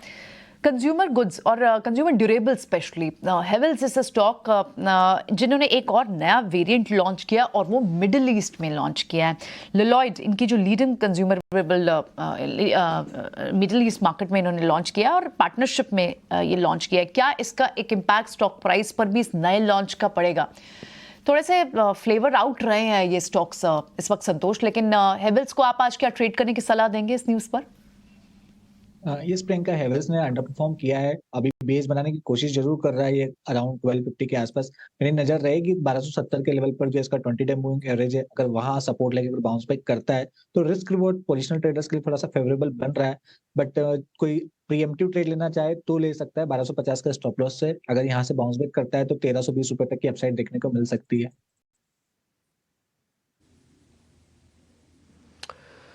ठीक है, कल के कुछ एक ऐसे प्लेयर्स भी थे जिन्होंने कल एकदम से धूम मचा दी थी, उसमें अडानी ग्रुप के शेयर्स थे। सोनी, क्या कोई अडानी ग्रुप का शेयर आज भी प्लस करना चाहिए? कल तो सर्किट लगा था दो शेयर्स में, ATGL, Adani total gas limited और अडानी विल्मर में। आज का इन दोनों शेयर्स पे ट्रेड लिया जा सकता है क्या? देखिए डेफिनेटली सारे ग्रुप में अच्छे लग रहे हैं, बट जो मेरी नजर है वो अभी भी अदानी पोर्ट्स पे है। अदानी पोर्ट्स एक काफी टाइम के बाद वो 840 के लेवल्स को क्रॉस किया है। हालांकि क्लोजिंग उसका थोड़ा वहां से नीचे आया है, बट जैसे कि वॉल्यूम्स हुए हैं, RSI पॉजिटिव है, MACD भी पॉजिटिव है, लॉन्ग बिल्डअप पोजीशंस भी बने हैं। सो ये जब सारे पैरामीटर्स कंबाइन हो जाते हैं, वहां पे तेजी और भी चांसेस रहते हैं तेजी होने के। सो अदानी पोर्ट्स यहाँ से मुझे नजर आ रहा है इमीडिएट बेसिस पे 890 टारगेट। सो 890 के ऊपर वो एक फ्रेश रैली की तरफ मोड़े कंटिन्यू करेगा, बट वो उस एक बार क्रॉस कर जाए 880 890 का रेंज, उसके बाद हम देखेंगे। अभी के लिए इंस्टेंट यहाँ से आप देख सकते हैं 890 टारगेट्स के लिए। एंड जो इमीडिएट बेसिस पे आपको स्टॉप लॉस लगाना है वो रिस्क रिवॉर्ड रेशियो के अनुसार काफी फेवरेबल है। 820 का स्टॉप लॉस आपको यहाँ पे लगाना पड़ेगा। ठीक है, कल क्लोजिंग होते होते आईटी कंपनीज की भी अच्छी क्लोजिंग थी। उसमें इन्फोसिस था, उसमें TCS था। TCS की बायबैक की डेट एक बार वापस से ट्रिगर हुई मार्केट के अंदर कि 1 से 7 के बीच में खुला रहेगा, और उसके बाद दोनों की अच्छी क्लोजिंग हुई है। मैं इन्हीं दोनों शेयर्स पे जय पटेल, कोई ऑप्शंस का ट्रेड है तो बताइए, अगर आपको लग रहा है मोमेंटम कंटिन्यू होगा, और अगर नहीं होना तो आप हमको पोजिशनली भी बता सकते हैं शेयर्स के हिसाब से। ऑप्शन का ट्रेड मुझे अभी नहीं दिख रहा IT large cap IT stocks में पर्टिकुलरली, बट TCS में पोजिशनल ट्रेड डेफिनेटली ले सकते हैं। और ज्यादा कन्विंसिंग ट्रेड लेना हो तो मुझे लग रहा है मिड कैप आईटी स्टॉक्स में ज्यादा कन्विंसिंग ट्रेड लग रहा है। KPIT टेक मुझे वहां पर लग रहा है, इफ आपकी इजाजत हो तो लार्ज कैप से हटकर थोड़ा अभी मुझे लग रहा है इस लार्ज कैप में थोड़ा अभी रुक जाना चाहिए। मिड कैप आईटी स्टॉक्स में काफी अभी मुझे ऑप्शन लग रहे हैं। सो KPIT टेक में मिड कैप की ओर से देना चाहूंगा। कल 1.5% बढ़ा ये स्टॉक, और यहाँ से मुझे लग रहा है अपसाइड वापस से दिख सकती है, और वो स्ट्रेंथ काफी दिखा रहा है। पहला टारगेट 1550 का रख के KPIT टेक पर चल सकते हैं, और उसके बाद अगर ये ब्रेकआउट हुआ तो अराउंड 1620 का KPIT टेक पर मुझे लग रहा है ये यहाँ पर बस बन सकता है। So mid cap IT stock से मेरे बाई रेटिंग होगी। लार्ज कैप के लिए थोड़ा मैं वेट करना चाहूंगा। लार्ज कैप पे अभी व्यू नहीं बन रहा है, मिड कैप आईटी तो ऑलरेडी अच्छे चल रहे हैं। KPIT टेक पर अब भी एक बाय का ही व्यू है जय का, ठीक है। लेकिन एक स्टॉक पार्थिव के साथ इसे डिस्कस करते हैं, और वो है जोमैटो का स्टॉक, क्योंकि डिस्काउंट पर एक ब्लॉक आ सकता है, और ये ब्लॉक रहेगा चाइनीज कंपनी अलीपे का, जो एग्जिट कर रहे हैं। लगभग 3 पॉइंट समथिंग उनका स्टेक है जो एग्जिट करने वाले हैं। और इनफैक्ट हम देख रहे हैं कि कहीं ना कहीं जो चाइनीज कंपनीज हैं वो कई इंडियन कंपनीज से, चाइनीज इन्वेस्टर्स जो है इंडियन कंपनीज से अपना स्टेक ले भी रहे हैं, बेच भी रहे हैं। इससे पहले इनफैक्ट पार्थिव, आंटफिन ने भी अपना लगभग 10% स्टेक पेटीएम से एग्जिट किया। खैर पेटीएम में भी बर्कवे हाथवे का भी स्टेक एग्जिट हुआ है, लेकिन इस पर्टिकुलर 2-3% के डिस्काउंट से और अच्छे खासा एक नीचे के लेवल से सर्ज हो चुका है। क्या इससे किसी तरह का सप्लाई का प्रेशर आ सकता है? डेफिनेटली हम देख रहे हैं कि जोमेटो में जैसा ही रीरेट हुआ ये स्टॉक का, all of a sudden all these investors they are coming to sell, और उसके वजह से सप्लाई प्रेशर डेफिनेटली आ रहा है। और इम्पोर्टेंट ये है कि ये भाव से कौन से नए इन्वेस्टर्स, लॉन्ग टर्म इन्वेस्टर्स आ रहे हैं। नो डाउट अगर कंपनी की कॉन की बात करें तो उन्होंने 25 to 30% का फूड डिलीवरी बिजनेस में ग्रोथ एक्सपेक्टेशन दिया है। लिंक्डइन में भी काफी अच्छा प्रोग्रेस है, और यूनिट मेट्रिक्स काफी इंप्रूवमेंट की ट्रेजेक्टरी पे है। तो कंट्रीब्यूशन मार्जिन भी देखे तो वहां पे भी हम देख रहे हैं कि ये बिजनेस मॉडल में इंप्रूवमेंट आ रहा है, तो आई थिंक ये जो शेयर रीरेट हुआ है, it is definitely justified with the fact कि जो अर्निंग्स है वो काफी अच्छा आया है। ग्रॉस ऑर्डर वैल्यू की भी बात करें तो आई थिंक वहां पे स्टेबिलिटी है। आई थिंक मार्केट डेफिनेटली चाहेगा कि इस तरह का री रेटिंग के बाद ग्रॉस ऑर्डर वैल्यू में काफी वृद्धि हो, लेकिन मुझे नहीं लग रहा है जिस तरह की मैनेजमेंट की गाइडेंस है कि यहाँ पे 5 to 10% से ज्यादा वृद्धि हो। लेकिन overall I think delivery volumes are going up, which is a good news. लेकिन यहाँ पे आई थिंक ये स्टॉक मुझे लग रहा है प्राइस टू परफेक्शन, नए इन्वेस्टर्स आई थिंक इसको डाल सकते हैं। इन्वेस्टर इसमें इन लेवल्स पर फिलहाल टाल सकते हैं। इन लेवल्स पर इन्वेस्ट करने के लिए ये डिसीजन अभी नहीं लेना चाहिए। ठीक है, पार्थिव की राय रहेगी। ऑफ कोर्स थोड़ा सा प्रेशर आज देखने को मिल सकता है। एक बार टेक्निकल चेक भी ले लेते हैं। इनफैक्ट जोमेटो जिस स्ट्रेंथ के साथ चल रहा है, क्या आज थोड़ा सा प्रेशर दिख सकता है? कौन से बड़े सपोर्ट लेवल्स होंगे संतोष जोमेटो के स्टॉक पर? अगर जोमेटो की बात करें तो स्टॉक करेक्ट हुआ है, लेकिन अब एक इंपॉर्टेंट सपोर्ट के आसपास आ रहा है। ट्रेंड लाइन सपोर्ट इसको आ रहा है 111 से लेके 108 की रेंज में। मुझे लगता है यहाँ आता है तो कोई बाइंग अपॉर्चुनिटी देख सकता है। तो स्टॉप लॉस ऑफ 104, क्योंकि अगर यहाँ से बाउंस बैक करता है तो फिर से शायद हमको 128 130 तक की अपसाइड देखने को मिल सकती है। ओके, 128 130 आपने बताया अगर यहाँ से एंटर करते हैं तो। एक बजाज फाइनेंस की, इनफैक्ट बजाज फाइनेंस पर जेफरीज की एक रिपोर्ट है। उन्होंने कहा कि वो लगभग उन्होंने 10 स्टोर्स विजिट किए जस्ट टू अंडरस्टैंड कि बीएफए के जो रिस्ट्रिक्शंस है उसका इम्पैक्ट कितना पड़ रहा है। लेकिन बहुत ही स्ट्रॉन्ग ब्रांड रिकॉल की भी उन्होंने इस रिपोर्ट में बात की है।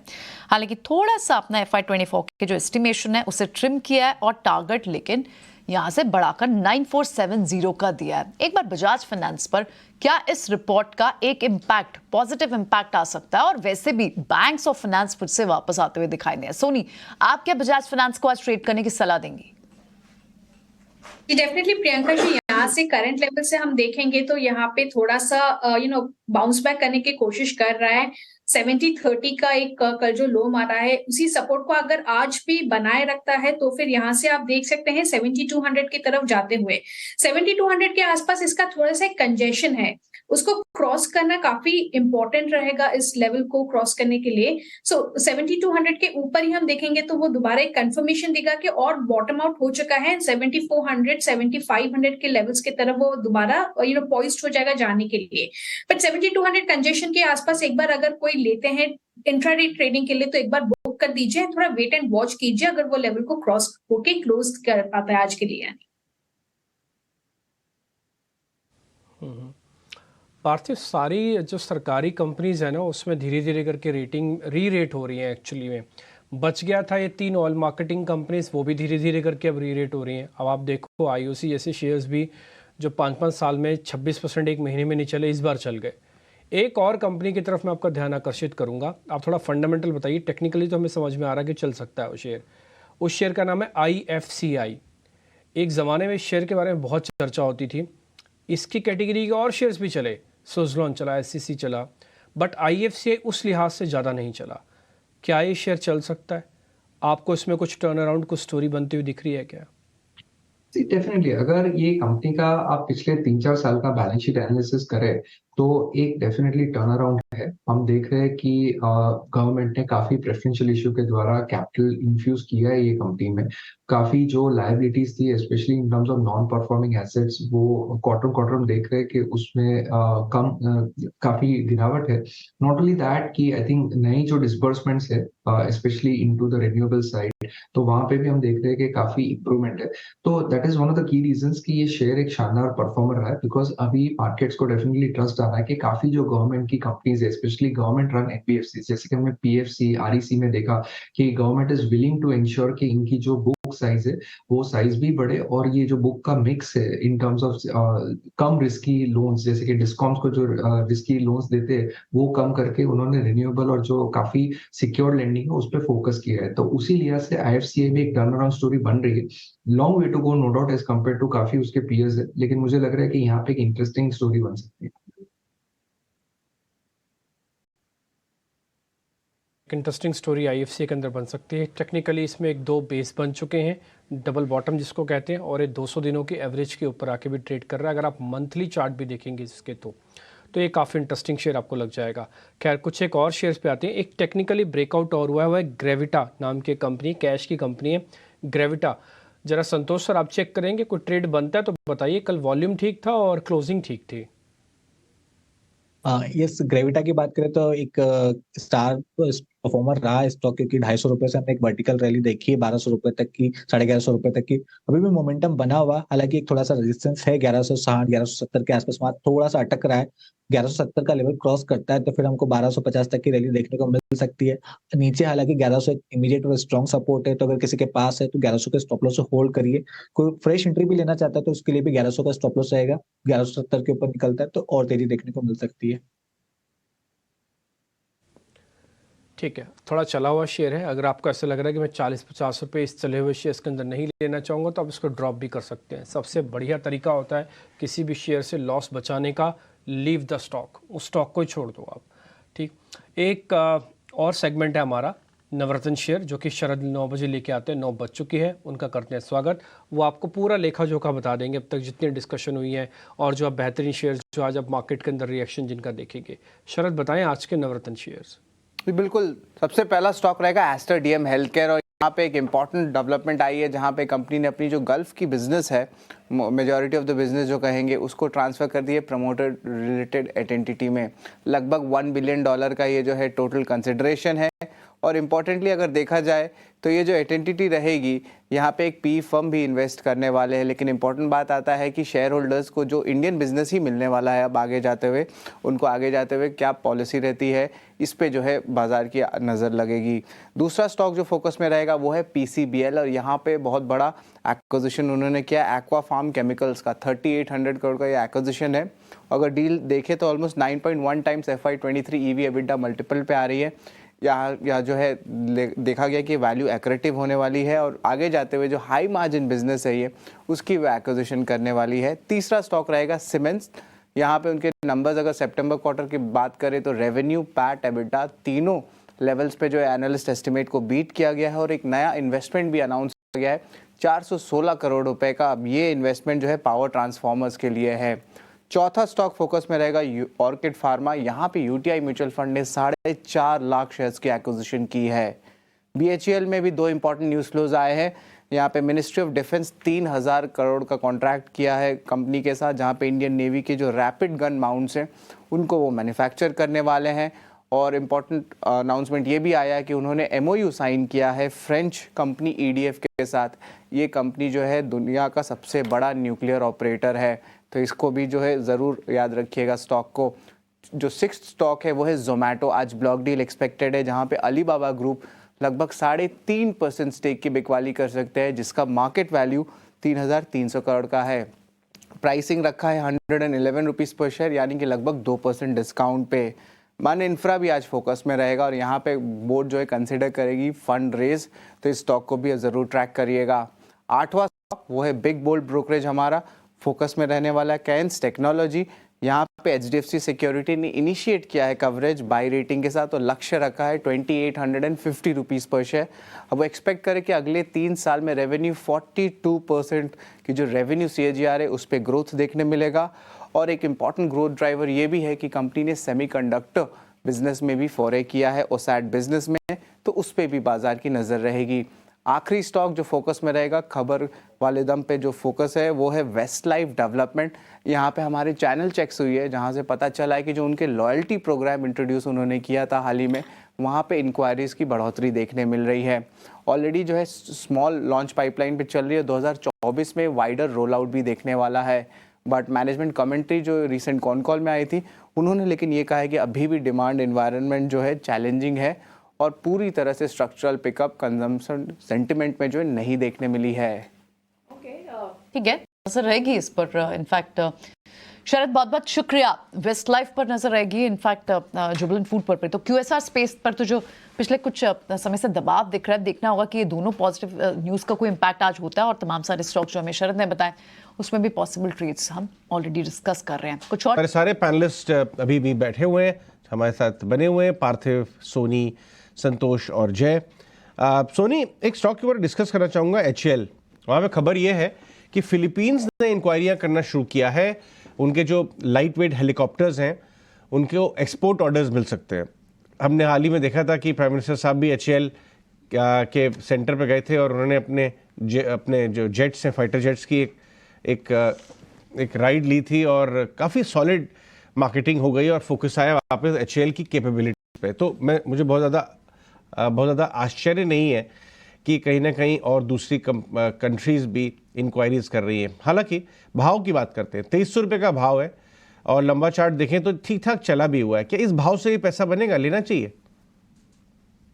जी डेफिनेटली अजय जी, यहाँ से हम देखेंगे तो उसका ब्रेकआउट ऑलरेडी आ चुका था 2 दिन पहले, which was a level of 2180। उसके ऊपर उसने ब्रेकआउट दे दिया था, कल भी सस्टेन किया है, आज भी उसके ऊपर ही आ रहा है। सो एक पोजिशनल टारगेट 2500 यहाँ से करंट लेवल से बनता है और यहाँ से आपको जो स्टॉप लॉस लगाना पड़ेगा वो है 2250 स्टॉप लॉस के साथ आप इसको बाय कर सकते हैं 2500 टारगेट। ठीक है, HAL की तरफ आप नज़र बिठा के रखें। पार्थिव, ये OMC स्टॉक्स में क्या सिर्फ एक वैल्यूएशन रीरेटिंग है? काफ़ी ज़्यादा अंडर वैल्यूड हो गए थे, बाकी PSUs चल गए थे, इसलिए एक तरह से वैल्यूएशन रिबाउंड आया है, कैसे देखेंगे आप? देखिए, एक चीज अच्छी ये रही है कि डिस्पाइट द फैक्ट कि रिसेंटली ऑयल प्राइसेस काफी वॉलेटाइल हुए थे, मुझे याद है लो से almost it had rally to 24%। Despite that हमने देखा था कि at the fuel station pump level एकदम से प्राइस चेंज नहीं हुए थे। नॉट ओनली दैट, जब प्राइसेस काफी डिक्लाइन हुए थे तभी भी गवर्नमेंट ने आई थिंक काफी हेल्प किया था OMCs को in terms of earning their marketing margins, earning their margins at retail level. तो उस लिहाज से आई थिंक काफी कंफर्ट है। प्लस हम देख रहे हैं कि रिफाइनिंग साइकिल जो है तीनों OMCs के लिए रीजनेबली अच्छी रही है, तो वहां से भी उनकी अच्छी कमाई रही है। तो उस लिहाज से जो वैल्यूएशन है, अगर हम देखने जाए तो ग्लोबल पीयर से भी कंपेयर करें, मैं मानता हूं कि because of government intervention and PSU nature एक हेवी डिस्काउंट पे कोट करे, लेकिन ये जो तीनों कंपनी आज भी अगर देखें ग्लोबल पीयर से 50 to 70% वैल्यूएशन के डिस्काउंट पे कोट होती है। तो I think at least 20 to 30% from the lows री रेटिंग बनती है। मुझे अभी भी लग रहा है कि IOC जैसी कंपनी यहाँ पे एक अपसाइड दिखा सकती है। HPCL आई थिंक अभी प्राइस टू परफेक्शन लग रहा है, so is the case with BPCL, लेकिन तीनों में से अगर एक चुनना हो तो मुझे IOCL सबसे बेटर लगा। खैर, इस बीच आप सोने के दाम नीचे देख पा रहे होंगे MCX पर, वो करीब 62,800 आपको दिख रहे हैं। नए शिखर पर सोना पहुंच चुका है। इससे सीधा इम्पैक्ट होती हैं जो सोना बेचने वाली कंपनियां और जो उसकी फाइनेंसिंग करती हैं। एक सीधा आपके अकाउंट में सोना दे देंगी और दूसरा, अगर आपके पास सोना पड़ा है तो आप प्लेज भी करवा सकते हो और उनके अगेंस्ट में आप मनी भी ले सकते हो। मुथूट और मन्नापुरम दो ऐसी ही कंपनीज हैं। एक बार दोनों को जरा चेक करवा लेते हैं। मन्नापुरम और मुथूट, सोनी एक बार जरा चेक करेंगे, कोई ट्रेड बनता है क्या? जी डिम्पी जी, मुथूट में ऑलरेडी आज मेरे ओपनिंग कॉल पे भी मैंने दिया था कि वो एक बाई बनता है यहाँ से 1320 का मैंने स्टॉप लॉस दिया था एंड 1380 1390 टारगेट्स के लिए दिया था, तो जो कि अभी भी वही बना रहेगा। 1400 का एक छोटा कंजेशन हो सकता है, इसलिए मैंने 1390 का एक हायर साइड में टारगेट दिया है। तो वो अगर सस्टेन करते हैं उसके ऊपर फ्रेश डेटा देके अगेन हमको देखना पड़ेगा कि 1400 के ऊपर वो और कितना सस्टेन कर पाता है। मन्नापुरम की बात करेंगे तो सबसे हाईएस्ट रोल ओवर्स मन्नापुरम में देखने को मिला है 77%। सो मन्नापुरम भी यहाँ से काफी स्ट्रॉन्ग नजर आ रहा है और यहाँ पे अगर हम देखेंगे एक रोल ओवर्स के अनुसार डेटा, तो वो सजेस्ट कर रहा है कि 160 का जो उसका एक हायर रेंज में एक रेजिस्टेंस है वो क्रॉस करेगा डेफिनेटली। थोड़ा पोजिशनल प्ले हो सकता है, आज के लिए नहीं हो सकता है कि 160 क्रॉस करे, बट पोजिशनली 160 क्रॉस करेगा। उसके ऊपर उसका एक बहुत ही अच्छा फ्रेश रैली बनेगा क्योंकि वो ब्रेकआउट दे देगा 160 के ऊपर। काफी टाइम से कंसोलिडेट कर रहा है, सो 160 को क्रॉस करते ही टारगेट्स आपके काफी हाई बनेंगे, 190 के तरफ वो जाने के लिए तैयार हो जाएगा। सो मन्नापुरम को आप वेट एंड वॉच पे रखिए, 160 को जब क्रॉस करेगा उसके बाद ही आप एक बार नजर डालिए उसमें फॉर फ्रेश बाय। डन। खैर, इस बीच लेवल्स फ्रीज हो गए हैं। आज के लेवल में भी जो अदानी टोटल गैस है वो 8% ऊपर खुल रहा है। एक बार आप दिखा सकते हैं अदानी टोटल गैस को, वो 700 रुपये का हो गया बॉस। 2 दिन पहले 550 की रेंज में था, आज फिर से देखिए आप 8.5-9% ऊपर खुल रहा है। अदानी का एक दूसरा शेयर है अदानी ग्रीन्स, ये भी ऊपर खुल रहा है। अदानी एनर्जी सॉल्यूशंस के नाम से कंपनी है, वो भी ऊपर खुल रहा है। अदानी विल्मर भी ऊपर खुल रहा है 2% ऊपर। अदानी पावर भी खुल रहा है 2% ऊपर। तो आज अदानी ग्रुप के शेयर्स फिर से नोटिस करने वाले हैं। ये मैंने सिर्फ जो लेवल्स फ्रीज हुए आपको बता रहा हूँ। एक और शेयर है मेरी लिस्ट में, मेरे को लग रहा है वो भी एक लंबी अवधि के लिए रखेंगे, बहुत बढ़िया प्रॉफिट दे सकता है। संतोष जी जरा आप चेक कीजिए वो शेयर। उस शेयर का नाम है ज़्वारी केमिकल्स के नाम से कंपनी है, ज़्वारी केमिकल्स। एक बार ज़रा चेक करेंगे ये शेयर आपको ठीक लग रहा है? मेरे को लग रहा है इसका बेस बन चुका है, बस अब चलना बाकी है। ज़्वारी एग्रो केमिकल्स के नाम से कंपनी होगी। यस दीपेश, इसका चार्ट स्ट्रक्चर काफी अच्छा है। इसमें inverse head and shoulder formation का कल अच्छे वॉल्यूम के साथ ब्रेकआउट आया था। लग रहा है कि जिस आपका स्ट्रक्चर स्टॉक परफॉर्म कर सकता है। मुझे 180 का इमीडिएट टारगेट नजर आता है। इन केस 180 क्रॉस करता है तो शायद और तेजी बन सकती है। अगर कोई इसमें एंट्री लेता है तो उसके लिए स्टॉप लॉस रहेगा 158 का, जो इसका 100 डे मूविंग एवरेज है। ठीक है पार्थिव, वेस्ट लाइफ का जो पिछला 1-2 रिजल्ट्स रहे हैं ना, वो थोड़े कमज़ोर रहे सेम स्टोर सेल्स के रहते। नियर टर्म में थोड़ा सा करेक्ट हुआ, स्टॉक वापस 900 के ऊपर आता हुआ नज़र आ रहा है। लेकिन जो लार्जर आर्ग्यूमेंट है कि भाई ये अपना स्टोर काउंट बढ़ाना चाहते हैं, वो अभी भी कम मजबूत है। ये देखिए 980 के पास आसपास गया, फिर गिर के 800 आया, अब थोड़ा रिबाउंड करना शुरू हुआ है। इस भाव से लेंगे आप वेस्ट लाइफ? तो मुझे इंटरेस्टिंग लग रहा है। नो डाउट वैल्यूएशन थोड़ा एक्सपेंसिव है, लेकिन FY24 में जो उन्होंने गाइडेंस दी है कि करीबन 45 स्टोर्स ऐड करेंगे और करीबन 25 to 30 स्टोर्स जो लोग बात कर रहे हैं वो ड्राइव थ्रूज की बात कर रहे हैं बाय FY27। तो मैनेजमेंट का विजन और रोड मैप मुझे काफी तगड़ा लग रहा है। और काफी टाइम से हम देख रहे हैं कि ये जो QSR उसमें वेस्ट लाइफ ने despite a lot of competition from other peers, I think उन्होंने अपना जो सेल्स ग्रोथ है वो काफी बरकरार रखा है। नए स्टोर एडिशन काफी स्मार्टली किए और उन्होंने जो स्टोर साइज रैशनलाइजेशन की थी इन terms of the size depending upon the geography, I think उसमें उन्होंने अभी एक मास्टरी कर दी और इंडियन मार्केट्स को काफी अच्छी तरह से पकड़ा है। और साउथ में जो एक्सपेंशन की बात है उनकी, that is looking very interesting. वहां पे भी कंजम्पशन ट्रेंड्स काफी पॉजिटिव है। तो मुझे लग रहा है कि आने वाले 2-3 साल में आई थिंक यहाँ से अच्छी वृद्धि हो सकती है वेस्टलैंड डेवलपमेंट।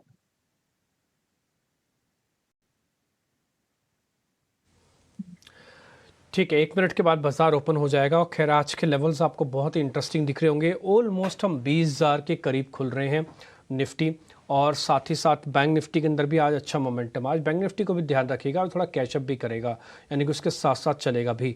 सिर्फ 25 पॉइंट दूर है हम उस 20,000 के लेवल से। एक बार आपको स्क्रीन पे दिख जाएगा, अच्छा लगेगा।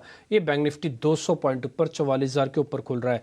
आते टॉप फिर आज बाजार की हेल्प कौन करने जा रहा है? शुरुआत में अदानी एंटरप्राइज, अदानी पोर्ट, क्योंकि दोनों निफ्टी के कंपोनेंट हैं, दोनों ही खुल रहे हैं 1.5% ऊपर। इसके अलावा भारती एयरटेल, टाटा, मतलब टाइटन माफ कीजिए, ONGC, NTPC, ये सारे शेयर आधे से पौने 1% ऊपर खुल रहे हैं। टाटा मोटर्स भी करीब पौने 1% ऊपर खुल रहा है। आयशर मोटर के अंदर भी आपको पौने 1% से ज़्यादा की तेज़ी दिख रही होगी। आते वीक काउंटर्स कौन से हैं? वीक काउंटर्स आज एक भी नहीं है। L&T है जो थोड़ा सपाट खुल रहा है, एशियन पेंट भी थोड़ा सपाट खुल रहा है। अदरवाइज 50 में से करीब 48 शेयर, मैं बोल दूंगा 45 प्लस शेयर आपको आज हरे निशान में खुलते हुए दिख रहे हैं। तो ज़्यादातर शेयर आपको पॉजिटिव देखने को मिलेंगे। आते हैं जरा मिड कैप कैटेगरी के शेयर्स पे, वहाँ पर भी आपको स्ट्रेंथ काफ़ी अच्छी दिखेगी। ATGL, Adani energy, Adani greens, Zomato, BHEL, Adani Wilmar, Adani पार, इसके अलावा PCBL, जिस पे आज एक खबर भी है, हमने कई बार आपको नोटिस करवाया, ये फिलिप्स कार्बन ब्लैक लिमिटेड नाम की कंपनी थी। खैर अच्छी शुरुआत, और उम्मीद करते हैं 20,000 आपको टिकर पे, टिक पे, सब जगह पे दिख जाएगा। अब 25 पॉइंट थोड़ा पहले हम खुल रहे हैं। 1350 शेयर एडवांसेस के साथ आज बाजार ने पहला टिक दिखाया और करीब 80 पॉइंट की बढ़त, 82 पॉइंट की बढ़त अभी आप निफ्टी पे देख पा रहे हैं। 44,000 को हमने वापस से कॉन्कर कर लिया।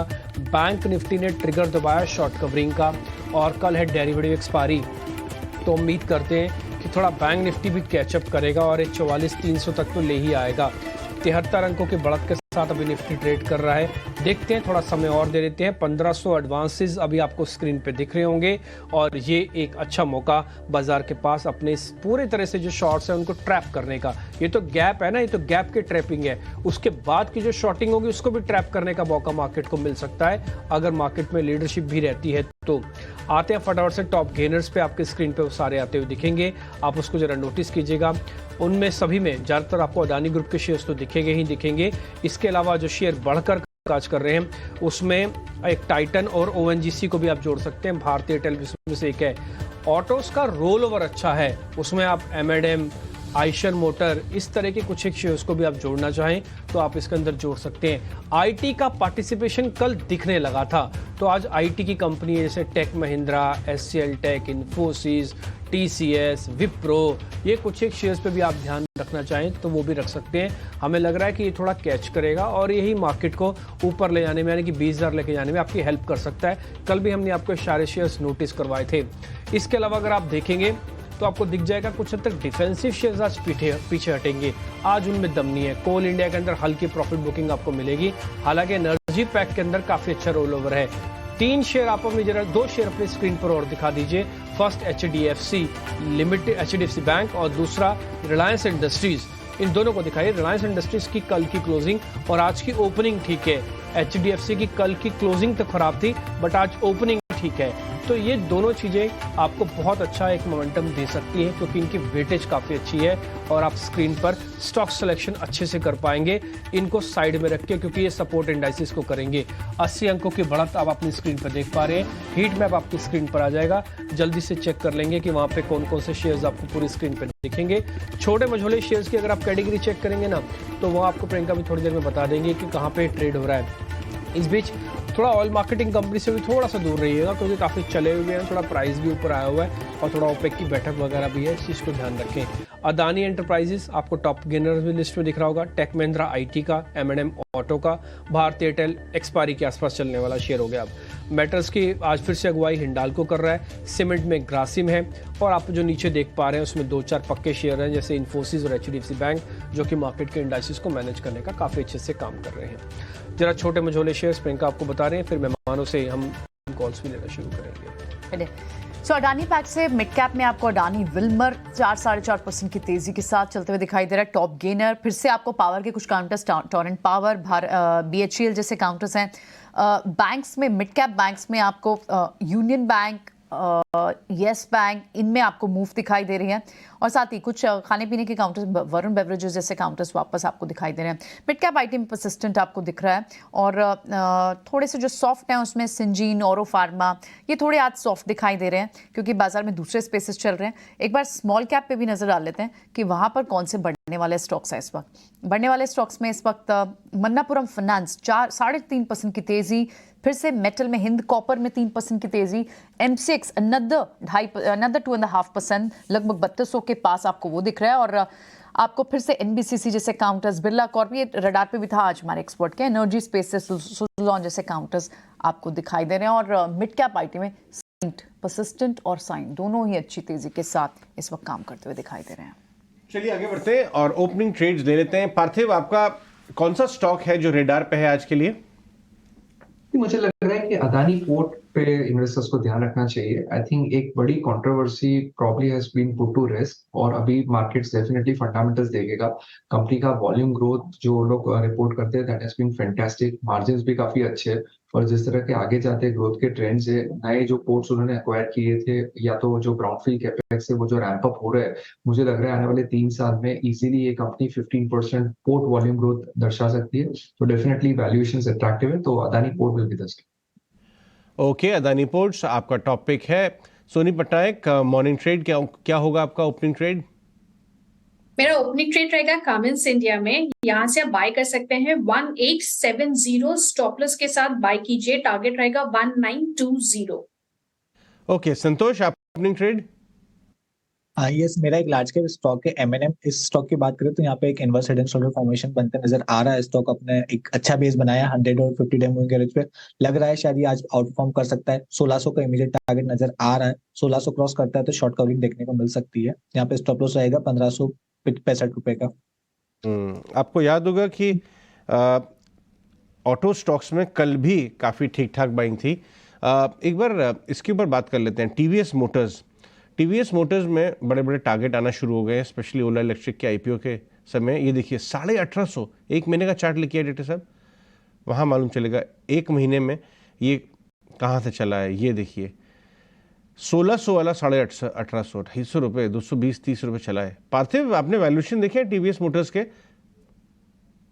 शानदार परफॉर्मर रहा है टू व्हीलर स्पेस में, और सबसे अच्छी बात ये है कि ये कंपनी जो काइंड ऑफ स्ट्रगल कर रही थी इन terms of its margins, because उसके जब पीयर्स 14 से 15% का एबिटा मार्जिन कर रहे थे, तो टीवीएस मोटर्स के 6 से 9% के बीच में एबिटा मार्जिन रहते थे। और काफी टाइम से मैनेजमेंट बता रहे थे कि जिस तरह का उन्होंने प्रोडक्ट रैशनलाइजेशन किया है, जिस तरह से ईवी में भी फोकस किया है, और प्रीमियमाइजेशन पे काफी हद तक उन्होंने फोकस जो करने के बाद जो average selling price per unit जो बढ़ा है, उसके बाद हम देख रहे हैं कि दिस इज अ कंपनी जो अभी 12 to 15% की एबिटा मार्जिन करने की पूरी क्षमता रखती है।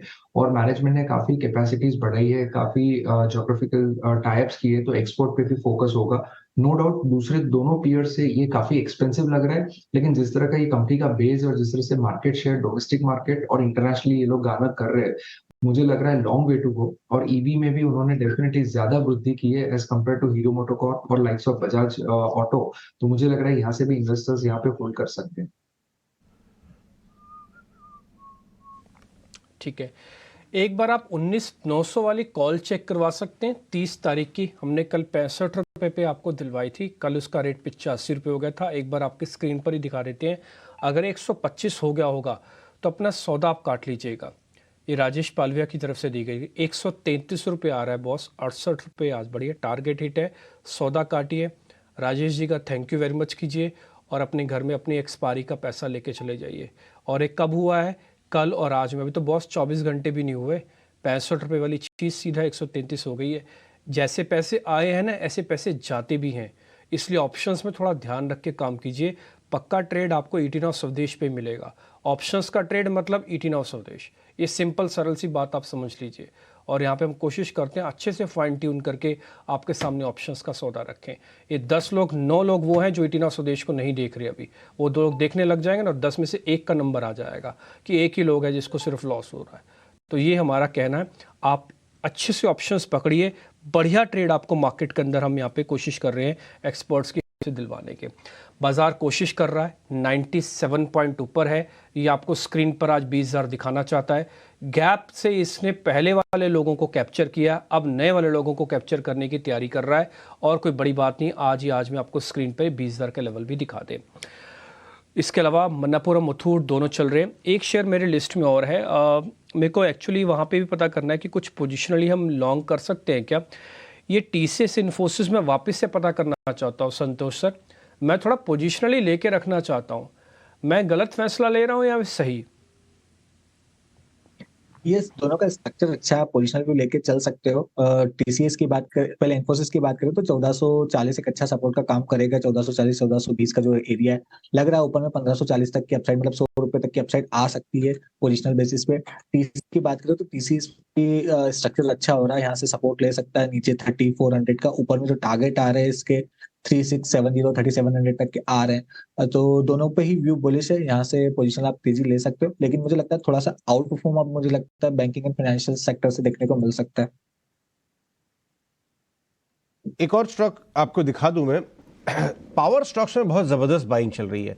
कल हमने आपको बताया था कैसे टाटा पावर ने सॉलिड कमेंट्री दी है, वैसे ही टोरेंट पावर को लेके आई है। टोरेंट पावर लेके आई, इस समय 10% ऊपर नजर आ रहा है। पार्थिव, आपके बगल की कंपनी है 12%, ऐसा क्या हो गया टोरेंट पावर में, जरा देख के बताइए। मैं फ्रैंकली बताऊं, ये पूरा जो टोरेंट ग्रुप है ना, बहुत साइलेंटली काम करता है, लेकिन उनके शेयर्स के रिटर्न्स है ना जबरदस्त रहते हैं। आप इवन टोरेंट फार्मा का भी परफॉर्मेंस देखे, ज्यादा न्यूज में नहीं रहता, कोई ज्यादा डिस्कशन नहीं होता, लेकिन उनका 10 इयर्स का कैगर रिकॉर्ड देखिए, it will be far better than what Sun Pharma has doled और कैडिला हैज डोल्ड। तो मतलब it is a fantastic group, बहुत सटीक मैनेजमेंट है। और मेरे ख्याल से टोरेंट पावर के अंदर भी जिस तरह की उनके पास एसेट्स है, जैसे यूटिलिटी स्पेस में जनरेटिंग एसेट्स है, they have transmission distribution, they have fantastic customer base और काफी स्ट्रॉन्ग प्राइसिंग पावर है। नॉट ओनली दैट, उनके पास जो कोजन स्पेस के अंदर जो सूरत में भी उनके पास जो गैस ऑपरेटेड पावर प्लांट्स है, they are also now becoming very profitable. तो ओवरऑल जिस तरह का पावर की डिमांड है और जिस तरह का प्राइसिंग एनवायरमेंट है, मुझे लग रहा है कि टोरेंट पावर जैसी कंपनी के जो पावर प्लांट्स है वो highest level of plant load factor, plant availability factor रहेंगे। प्लस ये कंपनी के द्वारा उनका सिटी गैस डिस्ट्रीब्यूशन 4A भी है, तो यहाँ पे भी आगे जाते ज्यादा वैल्यू ऐड हो सकती है annuity type of business models में। तो लॉन्ग टर्म के लिए से शानदार कंपनी है। अभी भी वैल्यूएशन इतने स्ट्रेच नहीं as compare to some of its peers, तो डेफिनेटली लॉन्ग टर्म इन्वेस्टर्स से होल्ड रखेंगे। ठीक है, निफ्टी ने लगा दिया शतक, अब 100 पॉइंट ऊपर है और अभी ये कोशिश कर रहा है स्पॉट निफ्टी आपको 20,000 के लेवल दिखा दे। और जिनको थोड़ा ज़्यादा जल्दी है कि हमको स्क्रीन पर जल्दी जल्दी दिखाओ 20,000, हमसे अब पेशेंस हमारा जवाब दे रहा है, तो मैं ज़रा फ्यूचर्स की प्लेट कहूँगा अपने डायरेक्टर साहब से, ज़रा निफ्टी के फ्यूचर्स दिखा दीजिए। वहाँ पे 20,000 आपको टिक चलते हुए दिखेंगे। तो कई बार होता ना कि आँखें और मन दोनों एक साथ मान जाएँ, तो आँखें और मन में आपका दोनों मनवा देता हूँ। ये निफ्टी का जो टिक आ रहा है ये 20,000 के ऊपर के आ रहे हैं, तो यहाँ पे 25 पॉइंट का प्रीमियम जुड़ा हुआ है और थोड़ी ही देर में हो सकता है निफ्टी भी आपको ये 20,000 स्पॉट में भी दिखा दे। तो इस बार की सीरीज का नोट अच्छा क्लोज हो रहा है, ये एक अच्छा पॉइंट है। और बैंक निफ्टी ऑलरेडी 44,000 के ऊपर आके ट्रेड कर रहा है। बिल्डअप अभी शुरुआत में थोड़ा कम बनेगा क्योंकि ये इसी मंथ के कॉन्ट्रैक्ट हैं। जो भी आदमी नया ट्रेड करेगा इस मंथ में करेगा ही नहीं, वो अगले मंथ में करेगा, इसलिए आपको ओआई ज़्यादा नहीं हिलते डुलते देखेंगे। प्राइस एक्शन आप ऊपर से नोट कर सकते हैं, वो ज़्यादा इंटरेस्टिंग है, ज़्यादा काम का है। एक शेयर हमने थोड़ी देर पहले आपको नोटिस करा था IFCI, और हमने फंडामेंटल व्यू पॉइंट भी लिया था। एक बार ज़रा स्क्रीन पर दिखा सकते हैं, वो करीब 6% ऊपर हो चुका है। जहाँ तक मैं समझ पा रहा, शायद उसका सर्किट जो है वो 10% का है। मैं एक बार चेक कर लेता हूँ जब तक उसका सर्किट। एक बार जरा सोनी आपके रिकमेंडेशन चेक करेंगे आप। 20% का सर्किट है, आज 29 रुपये तक भी जा सकता है। 6% तो हो गया, 14% हमें लगता है आज ही आज में और चल जाएगा ये शेयर। जरा चेक कीजिए आप। जी डेफिनेटली, यहाँ से भी आपने सही कहा है कि लग तो रहा है काफी अच्छा। इनफैक्ट अभी का जो वॉल्यूम चार्ट आ रहा है वो बहुत स्ट्रांग आ रहा है, 30-32 के रेंज में जाने के लिए काफी अच्छे से तैयार हो गया है। एंड अभी इमीडिएट बेसिस पे जो इंट्राडे में उसका सपोर्ट बना रह रहा है वो है 24.8 का। सो आई थिंक 24.8 के स्टॉप लॉस के साथ आप इसको इसी लेवल पे भी बाय कर सकते हैं फॉर टारगेट्स ऑफ 30-32। IFCI पर लेकिन जहां आज स्ट्रॉन्ग बिल्टअप दिखाई दे रहा है वहां पर बात कर लेते हैं। ABP जैसे स्टॉक्स में क्या थोड़ी सी मूवमेंट को कैप्चर करना चाहिए लेवल्स पर, संतोष? ABB की बात करें तो अभी साइडवेज जोन में, हालांकि जिस जगह बैठा हुआ एक सपोर्ट एरिया बहुत अच्छा है। अगर कोई ट्रेड लेता है तो उसके लिए स्टॉप लॉस है 4170 का। अगर ऐसे बाउंस बैक करता है तो फिर एक मोमेंटम देखने को मिल सकता है 4500 रुपीज तक के लिए। तो रिस्क रिवॉर्ड फेवरेबल है, लेकिन अभी मोमेंटम नहीं है। तो जो प्रीएम्प्टिव ट्रेड लेना चाहे तो 4170 के स्टॉप लॉस से खरीदारी कर सकता है। आईटी में से आज लार्ज कैप भी चल रहा है और मिड कैप आईटी तो चल ही रहा है। परसिस्टेंट और कोफोर्ज की आप तेजी देखें, लगभग 2-2.5% की मूव वहां बनी हुई है। एक बार आईटी पे व्यू बन क्या रहा है आपका जय? आप आईटी में आपने हालांकि KPIT टेक को लेने की सलाह दी थी, परसिस्टेंट और कोफोर्ज को भी लेवल्स पर प्लस करने की सलाह होगी या फिर क्या एंट्री पॉइंट होना चाहिए इन पे? तो डेफिनेटली प्रियंका जी, कोफोर्ज भी मुझे काफी स्ट्रेंथ दिखा रहा है। सपोर्ट के वहां से ये स्टॉक ने आज अपसाइड दिखाया। मुझे लग रहा है ये अपसाइड कैरी ऑन हो सकता है। अराउंड 5800 के वहां पर एक टारगेट बन रहा है, तो वहां तक ये स्टॉक जा सकता है। वीकली चार्ट पर हम देखें तो मंथली चार्ट पर देखें तो ये महीने में अराउंड 13-14% का अपसाइड दिखा है और ये मोमेंटम कैरी ऑन हो सकता है आने वाले मंथ के लिए भी। सो कोफोर्ज है, LTI, माइंडट्री, ये सब स्टॉक्स में मुझे काफी स्ट्रेंथ दिख रही है कंपेरेटिवली टू लार्ज कैप। तो वहां पर मेरा व्यू भी काफी स्ट्रॉन्ग बन रहा है। और यहाँ पर LTI, माइंडट्री पर देखें तो अराउंड 5600 के लेवल्स पर जल्दी हम आज के दिन में भी शायद दिख सकते हैं, या इवन कल के दिन में LTI, माइंडट्री पर 5600 का लेवल आते हुए दिख सकते हैं। सो ये सब स्टॉक, कोफोर्ज है, साइंट है, LTI, माइंडट्री है, परसिस्टेंट सिस्टम है, KPIT टेक, ये सब स्टॉक्स काफी बजिंग है मिड कैप आईटी स्टॉक्स में। इसीलिए मेरा मोमेंटम बरकरार रहेगा और आने वाले दिनों में ये स्टॉक्स में काफी मोमेंटम हम एक्सपेक्ट कर सकते हैं। जरा बंधन बैंक को लेके आइए संतोष। मैं बंधन बैंक आपसे डिस्कस करना चाहूँगा। कल घोष साहब को एक सेकेंड वो मिला है, टर्म का एक्सटेंशन मिला है। स्टॉक बहुत ज़्यादा अंडर परफॉर्म किया हुआ स्टॉक है। 3 महीने देखिए 5.5%, 6 महीना, 1 साल, मतलब अगर कोई बैंकिंग स्टॉक सबसे ज़्यादा अंडर परफॉर्मिंग है तो मेरे हिसाब से वो बंधन ही होगा। चला ही नहीं है ये बंधन, तो प्यार का बंधन बन ही नहीं पाया। यहाँ तक कि RBL भी 240 क्रॉस कर गया, सब कुछ बुरी खबर के बावजूद। बट पता नहीं बंधन क्या, किस बंधन में बंधा हुआ है, ये टूट ही नहीं रहा है, बहुत ज़्यादा अनसिक्योर्ड। उसके बाद इनका एक्सटेंशन का मैटर जो है, कुछ भी कहिए, क्या ये अब बंधन तोड़ के आगे भागने के मूड में है संतोष जी? यस अजय जी, बंधन बैंक अब एक बेस के पास है 210, बहुत स्ट्रॉन्ग सपोर्ट है, काफी अंडर परफॉर्म किया है। बट अगर कोई एग्रेसिव ट्रेड लेना चाहे तो ले सकता है, क्योंकि रिस्क रिवॉर्ड काफी फेवरेबल है। यहाँ पे आपके लिए स्टॉप लॉस वेल डिफाइंड है 210 का। लग रहा है यहाँ से एटलीस्ट 230 रुपए तक का बाउंस बैक आना चाहिए, जहां पर इसका 200 दिन, 50 डे और 200 डे सारे एक ही जगह रेजिस्टेंस आ रहा है 230 के आसपास। तो यहाँ से अभी 12-13 रुपए की अपसाइड लगती है। बड़ी तेजी कब बनेगी? जब ये 230 को क्रॉस करेगा। 230 क्रॉस करता है तो फिर इसमें 260, 270 तक की अपसाइड देखने को मिल सकती है। लेकिन यहाँ पे कोई ट्रेड लेना चाहे तो 210 रुपए का स्टॉप लॉस से ले सकता है। पूरा ब्लॉक एब्जॉर्ब हो गया, देखिए 2.5% ऊपर हो गया स्टॉक। सोनी, जोमेटो, क्या लगता है 120 डेज हाई लाई है? क्या बात है। जी डेफिनेटली जोमेटो में आज काफी अच्छे से पुल कर रहा है अपने आप को। 112 का एक बहुत ही स्ट्रॉन्ग सपोर्ट है। इनफैक्ट ये यहाँ पे बॉटम आउट होने के चांसेस है, प्रोवाइडेड कि आज 117 के ऊपर क्लोजिंग भी दे दे। और ऊपर की तरफ मेरे ख्याल से अभी अगर एक बार क्लोजिंग दे दे तो 126 का पहला उसका टारगेट रहेगा। 126 पे उसकी कंजेशन है, 126 को ब्रेक करते एक फ्रेश रैली के लिए वो तैयार हो जाएगा अप टू लेवल्स ऑफ 140। को याद ही कर रहे थे अभी अजय, जोमेटो पे अभी हम पार्थिव से जब डिस्कशन कर रहे थे वो ये कह रहे थे कि इन लेवल्स पर इनफैक्ट क्योंकि काफी चल चुका है स्टॉक, तो इन लेवल पर अब नहीं है। हाँ, नया लेगा कौन, वो थोड़ा सा चैलेंज होगा। तो ये कोई आ गया क्या ये लेने ट्रेडिंग कोई आ गया लेकिन ठीक है, डिम्पी के पास चलते हैं, उनके पास कुछ सवाल है।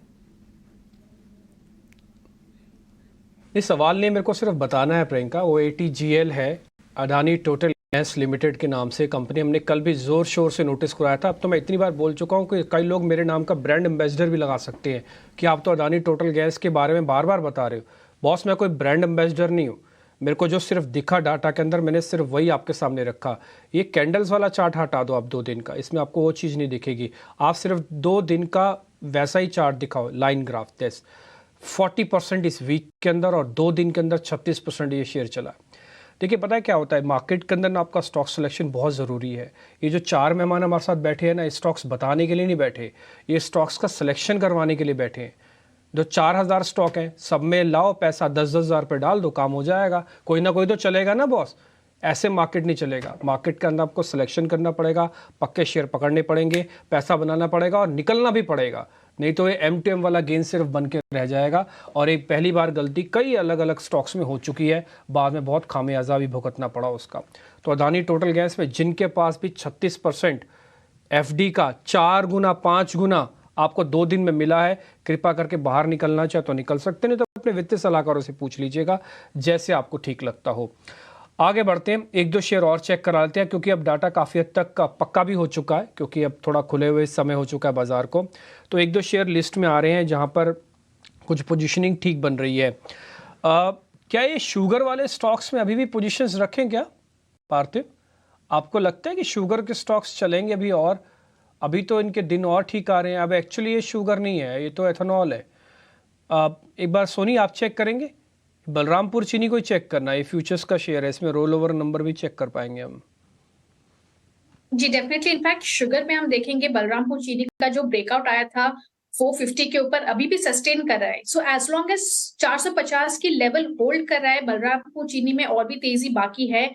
एक छोटा कंजेशन उसको, लाइक शॉर्ट टर्म कंजेशन हम देख सकते हैं 473 475 पे आते हुए।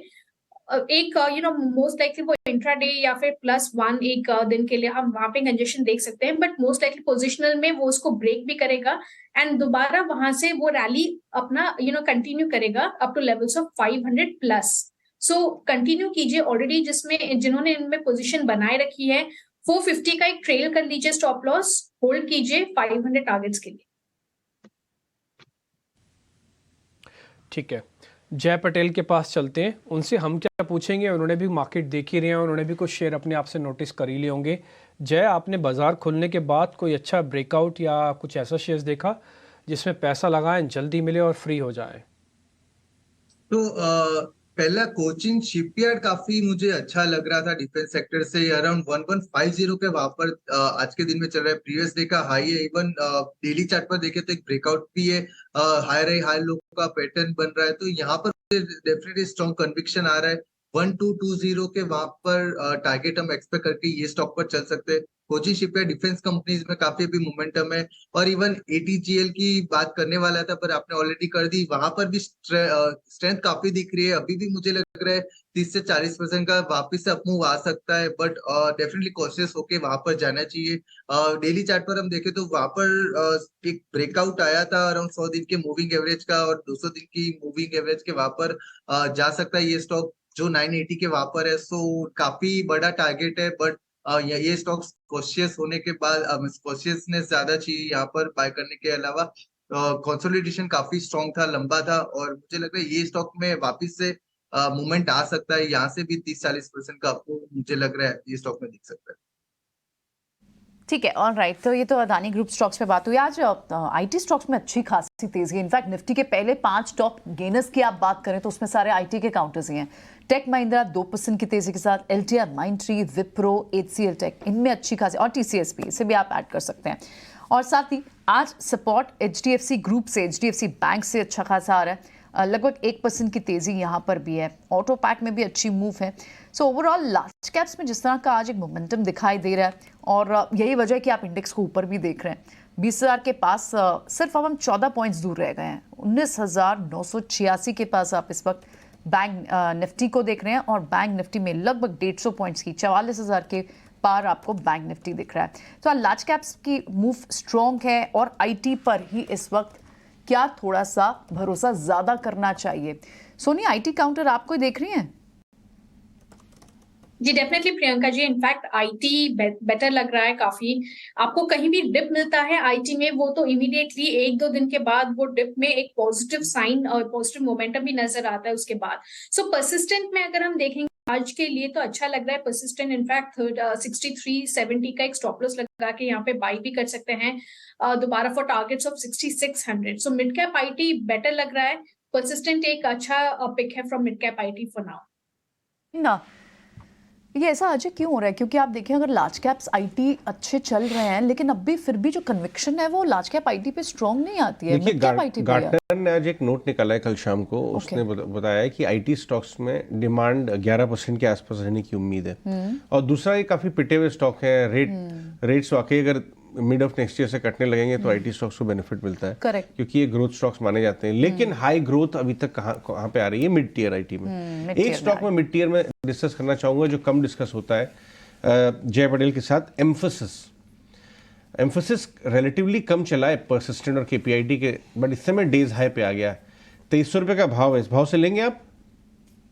So yes Ajay ji, definitely अभी पाइवट चार्ट रेजिस्टेंस सी को पार करके ये स्टॉक अभी चल रहा है 15 मिनट्स की कैंडल पर, और ये एक रेक्टेंगुलर कंसोलिडेशन पैटर्न बना रहा था। सपोर्ट के वहां से बाउंस बैक दिया, जो 100 डे और 21 डे का कंसेशन था उसके ऊपर ब्रेकआउट सपोर्ट लेके ब्रेकआउट दिया। तो यहाँ से भी मैं बाय करने का डेफिनेटली एक ट्राई करूंगा। मुझे लग रहा है 2470 तक ये स्टॉक जा सकता है, जो पहला टारगेट रहेगा।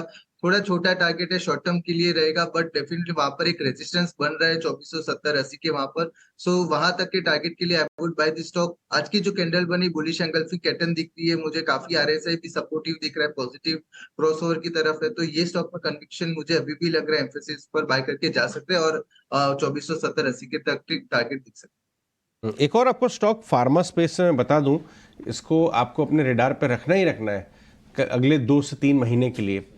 संतोष, सुविन फार्मा वॉल्यूम के साथ काम हो रहा है। सुविन में आज 2-2.5% ऊपर है, कल 5% चला था।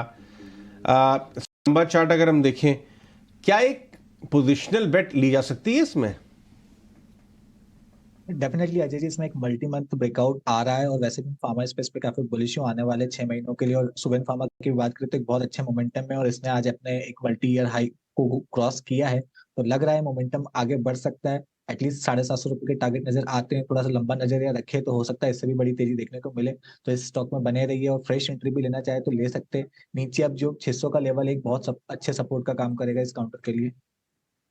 कोड 20,000 जो हम आपको बता के चल रहे थे वो अचीव हो चुका है। वापस हम 20,000 के पार बन गए, 113। आपको सुबह ही हमने कहा था कि आज माहौल जिस तरह का बना हुआ है, एक तो कैश बाइंग हो रही है, लॉन्ग पोजीशन बन रही है, शॉर्ट कवरिंग भी है, एक्सपायरी वीक है, बहुत हाई चांसेस हैं कि 20,000 पार होगा। और देखिए 20,000 आज पार हो गया। 115 पॉइंट की शानदार बढ़त आपको निफ्टी में नजर आ रही है, जिसकी वजह से लेके आइए बैंकिंग गेनर। इस बार बैंक्स भी चल रहे हैं, आईटी चल रहा है। ये दोनों सबसे बड़े पिलर्स हैं बाजार के, और इनका कंट्रीब्यूशन जब आना शुरू होता है तो इंडेक्स को मिलती है बहुत जोर से मदद। ये देखिए 1% ऊपर एचडीएफसी बैंक इस समय, और वो 40% है बैंक निफ्टी का मदद दे रहा है। और आईटी जो बड़ा दिग्गज है, रिलायंस इंडस्ट्रीज को लेके आइए। थोड़ा रूठा हुआ बैठा था कोने में, लेकिन धीरे धीरे पिछले कुछ दिनों में रिलायंस भी चल रहा है 1% लगभग, 2/3%, और 2400 के पार। इसकी वजह से हमने 20,000 क्रॉस कर लिया। हम जल्दी से जल्दी संजीव जी को लेके आएंगे। उन्होंने 3 दिन से बोल रहे हैं 20,000 आएगा, 20,000 आएगा, और क्या भी गए थे प्रियंका से अभी कि जैसे 20,000 आएगा मुझे फोन कर लेना। तो हमको फोन मिलाते हैं। लेकिन अभी हमारे साथ जय पटेल, संतोष मीना, सोनी पट्टायक है। अगर 20,000 निफ्टी आ गया संतोष, तो बैंक निफ्टी भी एक जोर से रफ्तार पकड़ सकता है 44,545 की तरफ। अभी 44 से बैठा है।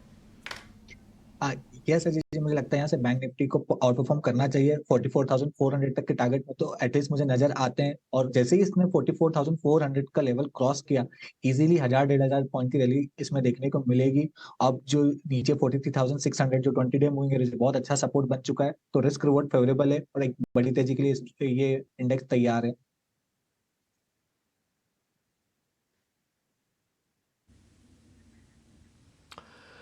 ठीक है, तो आप एंजॉय कीजिए। आप 20,000 के लेवल आपको स्क्रीन पर भी दिख गए और साथ ही फ्यूचर्स पे भी आपको दिख गए हैं। कुछ और स्टॉक्स भी हम कोशिश कर रहे हैं आपके लिए कुछ बेहतर स्टॉक्स लेके आते रहे। आज पता करें, एक गेल और पता कर ले, 126 के आसपास चल रहा है। सोनी, ये चलेगा कि नहीं चलेगा? अभी रुक जाए जी, गेल में देखिए इमीडिएट बेसिस पे तो अच्छा लग रहा है। इनफैक्ट 130-132 के रेंज पे जाने के लिए नजर आ रहा है यहाँ से। सो शॉर्ट टर्म ट्रेडिंग के लिए यहाँ पे आप डेफिनेटली ले सकते हैं उस टारगेट्स के लिए। कंजेशन उसका 134 रेंज में है। 134 को क्रॉस करने के बाद उसमें फ्रेश रैली दिखेगी। उसके ऊपर हमको अगेन 145 का एक बहुत ही अच्छा फ्रेश टारगेट्स नजर आएंगे, बट वो कंजेशन 134 को क्रॉस करना पड़ेगा। सो यहाँ से जो भी बाय कर रहे हैं वो पहले 132 अराउंड एक बार प्रॉफिट बुक कर ले। थोड़ा वेट एंड वॉच कीजिए। 134 अगर क्रॉस होता है तो आप दोबारा उसमें एंटर कर सकते हैं and then ride the rally up to 145 plus levels. साहब आ गए, भसीन साहब 20,000 भी आ गया। आप जो है कब से बोल रहे थे दिवाली के आसपास कि भाई आएगा, चिंता मत करिए, ज्यादा मंदी मत करिए, 20,000 इज इन साइट, और यहाँ 20,000 आ चुका है। और प्रियंका भी आपको याद कर रही थी। बिल्कुल, बहुत बहुत मुबारक संजीव जी। हाँ जी, आपको भी, अजय को भी, और ईटी स्वदेश को। सारे चैनलों में एक चैनल है, बाकी सब 18,000 की बात कर रहे थे, उस समय भूल गए। एक महीना क्या हो गया आपको, देखिए कहां से कहां। और कौन कहता है रिलायंस HDFC बैंक नहीं चल सकते? They have been the major contributors to this rally.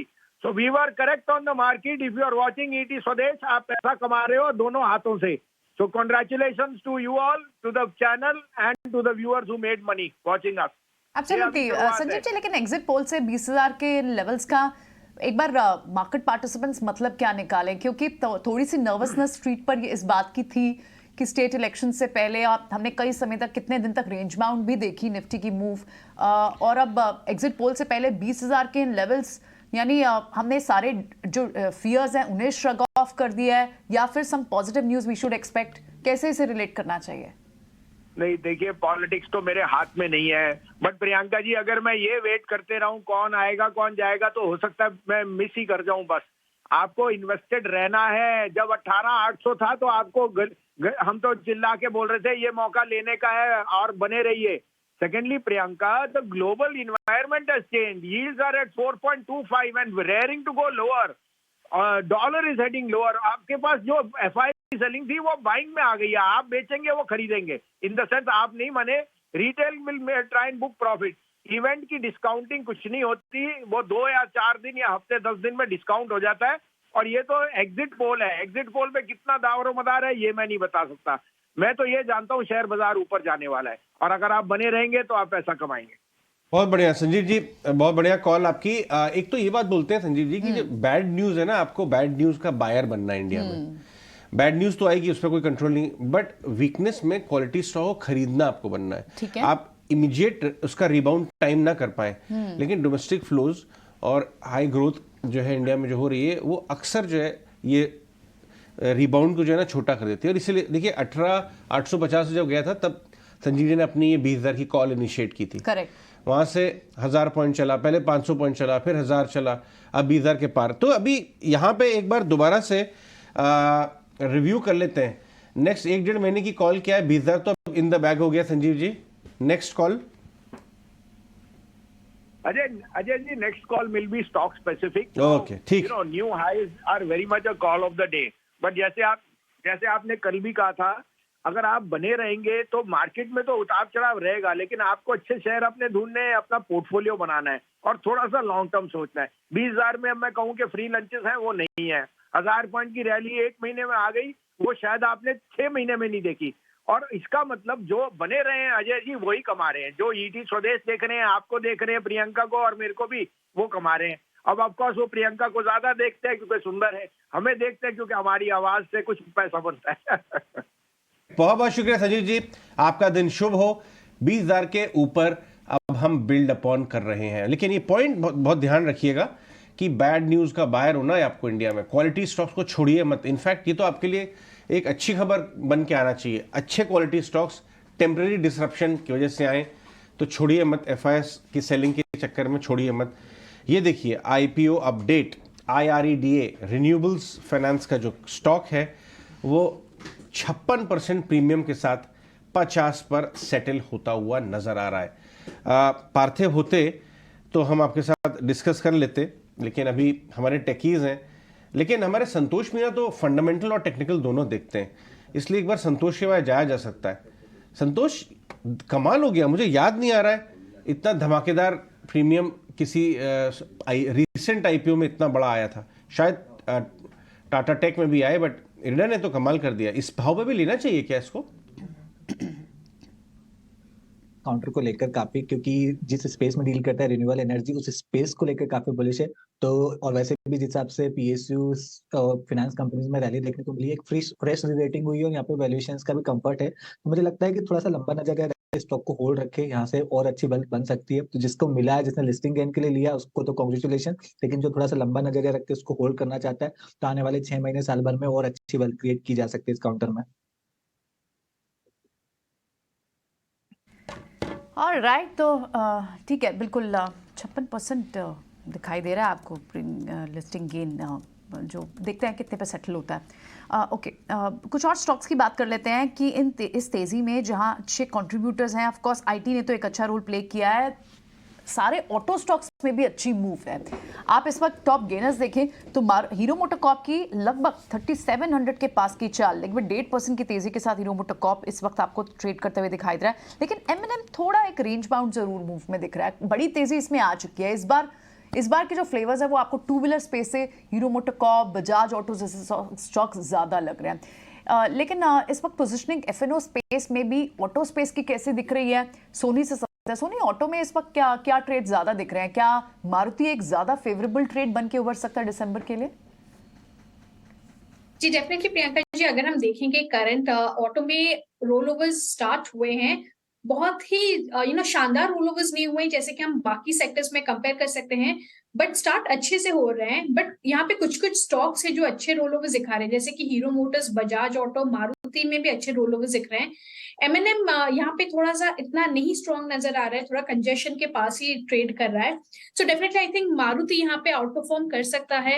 Hero Motors और बजाज ऑलरेडी चल चुके हैं, सो मारुति यहाँ पे आउट परफॉर्म करने की चांसेस काफी हैं। 10,800 का सॉरी, उसका एक कंजेशन है, उसको क्रॉस करते ही आप मारुति में फ्रेश हाइज देखना स्टार्ट करेंगे। सो थोड़ा टाइम लगाएगा, but most likely December series के लिए मारुति एक अच्छा प्ले रहेगा। नीचे में हम देख सकते हैं 10,200 का उसने एक बेस बना लिया है, सो उसी बेस के साथ आप इसको होल्ड कीजिए। 10,800 को क्रॉस करने के बाद फ्रेश रैलीज हमको नजर आएंगे अप टू 11,200 प्लस लेवल्स। ठीक है जय, आप एक बार जरा सेल का चार्ट चेक करेंगे, steel authority of India limited, क्या इसको टिल एक्सपायरी या फिर अगली सीरीज के लिए ले सकते हैं सेल? तो सेल काफी एक नैरो रेंज में फंसा हुआ, अंडर परफॉर्मेंस दिखा रहा है स्टील कंपनीज के कंपैरिजन में। तो जब तक 91.5 का लेवल पार नहीं होता और सस्टेन नहीं होता, तब तक I won't touch this stock, because काफी अंडर परफॉर्मेंस दिखा रहा है comparatively to other metal companies. So sell के अलावा दूसरे काफी स्टॉक है, JSL या जिंदा स्टेनलेस, वहां पर एक अच्छा ऑप्शन मिल रहा है बाय करने का। तो वहां पर मुझे लग रहा है चार्ट भी काफी कन्विंसिंग है वहां पर। So JSL would be a good buy. NMDC जैसे आज मैंने बताया था, वो सब मुझे काफी स्ट्रेंथ लग रहा है, बट सेल के लिए 91.5 को पार होने के लिए I will wait for that. ठीक है, एक और शेयर है ये ऑयल मार्केटिंग कंपनीज का भी क्या करें, एक बार राउंड की प्रॉफिट बुकिंग कर लें या फिर अभी बने रहें इसके अंदर? जय आप ही जरा देख के बताएंगे, IOC, HPCL, BPCL, एक राउंड की प्रॉफिट बुकिंग करें या फिर अभी रुक जाएं? सो इवन डिम्पी जी, मैंने लास्ट थर्सडे को बीपीसीएल का कॉल दिया था, अराउंड 400 का 398 का लेवल था टू बी स्पेसिफिक। सो वहां से अभी 422 23 आया। मुझे लग रहा है अभी थोड़ा प्रॉफिट बुक कर लेना चाहिए, और जो एग्रेसिव ट्रेडर्स है वहां वो लोग कैरी ऑन कर सकते हैं। बीपीसीएल पर मुझे बीपीसीएल और आईओसी दोनों पर काफी अच्छा दिख रहा है। आईओसी में मुझे 1113 के टारगेट्स आते हुए दिख रहे हैं।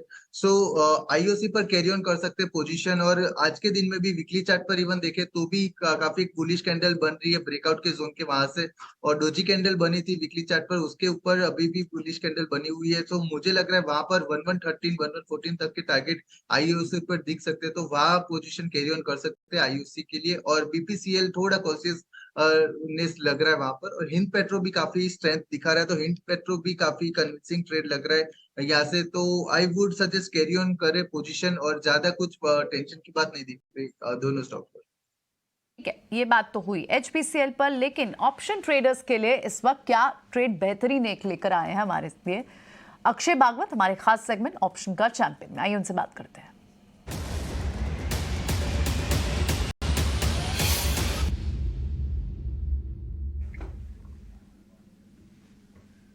अक्षय, मॉर्निंग। पहले तो कांग्रेचुलेशंस कल के अच्छे ट्रेड के लिए, आज का भी एक जबरदस्त ट्रेड दीजिए। Good morning, thanks for the compliment. तो आज आप देखें तो आईटी क्षेत्र में बहुत स्ट्रांग मोमेंटम पकड़ा है ओपनिंग ट्रेड्स में, और यहाँ पे मेरा रिकमेंडेशन रहेगा बिरला सॉफ्ट, बी सॉफ्ट, जो करंटली 630 के आसपास ट्रेड हो रहा है कैश सेगमेंट में। टेक्निकल पैरामीटर्स में बहुत स्ट्रांगली पोजीशनड है, ऑल टाइम हाई के आसपास ट्रेड हो रहा है, और मोमेंटम काफी स्ट्रांग 650 प्लस जाने के लिए। तो रणनीति ऑप्शंस में सिंपल है, आपको वापस बुल को सिंपल वेनिला कॉल बाय करके चलना है। दिसंबर सीरीज का 640 कॉल, जो करीबन 25 रुपए के आसपास ट्रेड हो रही है। इसका पहला टारगेट आप बनाए 34 का, सेकेंड टारगेट बनाए 39 का, स्टॉप लॉस बनाए आप इसमें 18, इसका लॉट साइज है 1000 का। तो एब्सोल्यूट प्रॉफिट पोटेंशियल बनेगा स्ट्रेटेजी में 12,000 का, और जो रिस्क रहेगा आपका ये स्ट्रेटेजी में वो बनेगा 6,000 का। शुक्रिया अक्षय, शानदार ऑप्शन स्ट्रेटजी शेयर करने के लिए।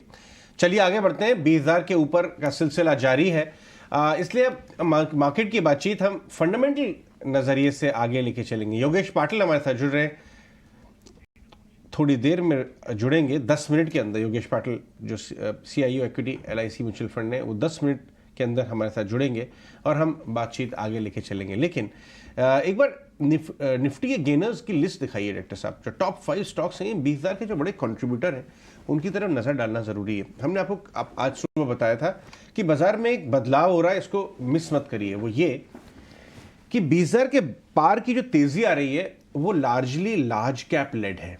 आपने लास्ट कई महीनों में मिड एंड स्मॉल कैप को मल्टी बैगर बनते देखा। मैं ये नहीं कह रहा हूं कि वो नहीं चलेंगे, हो सकता है वो चलें अच्छी क्वालिटी के स्टॉक्स, लेकिन यहां से जो न्यू लेग ऑफ अपमूव आ रहा है, प्री इलेक्शन रैली कह लीजिए, कुछ भी कह लीजिए आप उसको, उसमें आपको FNO स्टॉक्स और लार्ज मिड कैप्स की तरफ नजर डालनी है जो नहीं चले हैं या कम चले हैं कंपैरेटिवली, और उसमें आपका ज्यादा पैसा बनने की उम्मीद है। IT उन्हीं में से एक है। संतोष, TVS वर्सेस हीरो मोटो कंपैरिजन अगर किया जाए, दोनों चले हैं स्टॉक थोड़ा बहुत, लेकिन अगर हम 10 साल का चार्ट देखें तो हीरो थोड़ा अंडर परफॉर्म किया है। क्या उम्मीद है कि हीरो जो है वो TVS को आउट परफॉर्म कर सकता है यहां से? यस अजय जी, मैं हीरो मोटो को लेकर थोड़ा सा ज्यादा बुलिश हूँ। हालांकि इस महीने ऑलरेडी ये 20% चल चुका है, लेकिन आप इसका मंथली चार्ट देखोगे ना तो 2015-16 के बाद से इसने कोई मेजर रिटर्न दिया नहीं है। अब ब्रेकआउट देने की तैयारी में है ये, और स्टॉक जैसे ये 3900 के लेवल को निकालेगा, पोजिशनल बेसिस का बता रहा हूँ मैं, तो एक बड़ी तेजी देखने को मिलेगी। स्टॉक 5000 के लेवल बहुत ही जल्दी दिखाते हुए नजर आएगा। मुझे लगता है कि रिस्क रिवॉर्ड और वैल्यूएशन के हिसाब से हीरो मोटो को पे बैट करना चाहिए, डिस्पाइट के इसमें ऑलरेडी अच्छा रनअप देखा जा चुका है, बट उसके बावजूद भी वैल्यूएशन वाइज और चार्ट वाइज अभी भी इसमें काफी पोटेंशियल लगता है। अब नीचे 3500 एक बहुत अच्छा सपोर्ट का काम करेगा, इस स्टॉक में बैट करना चाहिए, यहाँ से आउट परफॉर्म करते नजर आ सकता है। देखिए साइड डी में आपको दीपम सेक्रेटरी बातचीत करते हुए नजर आ रहे हैं। हम कोशिश करेंगे कि दोपहर में वो हमसे बात भी करें, क्योंकि जो IRDA का लिस्टिंग हो रहा है, धमाकेदार लिस्टिंग, उसको अटेंड करने के लिए आए हुए हैं। सोनी, एक बार रेमंड पे वापस से जाना बनता है। 2% और गिर रहा है ये स्टॉक, कल भी 4-5% गिरा था। कहां पे सपोर्ट लेता हुआ नजर आ रहा है? इसमें सपोर्ट्स कहां पे नजर आते हैं आपको? जी डेफिनेटली यहाँ पे अगर हम देखेंगे तो काफी गिरते जा रहा है। इनफैक्ट कल भी मैंने कहा था एक आपके क्लोजिंग शो में ऑलमोस्ट लाइक 1520 के आसपास नजर आएंगे ये गिरते हुए। सो वहीं पे आया है, 1520 पे आया है ऑलमोस्ट, और एक वहां से सपोर्ट पकड़ने की कोशिश कर रहा है। ये कंफर्म्ड नहीं है कि यहीं से वो बॉटम आउट हो गया है, बट अगर आज इंट्राडे के लिए 1520 होल्ड करके ऑलमोस्ट 1580 के ऊपर क्लोज दे पाता है तो यहाँ पे थोड़ी बहुत उम्मीद बनी रहेगी। And again we can see levels of 1650 1680। So एक आज एक वेट एंड वॉच कीजिए, यहाँ पे आप फ्रेश खरीदारी मत कीजिए। 1520 का एक इम्पोर्टेंट सपोर्ट है, तो उसको हम वेट एंड वॉच के लिए लिस्ट पे डालेंगे। 1520 एक इमीडिएट जो सपोर्ट है, ठीक है, उसे वॉच आउट करना चाहिए।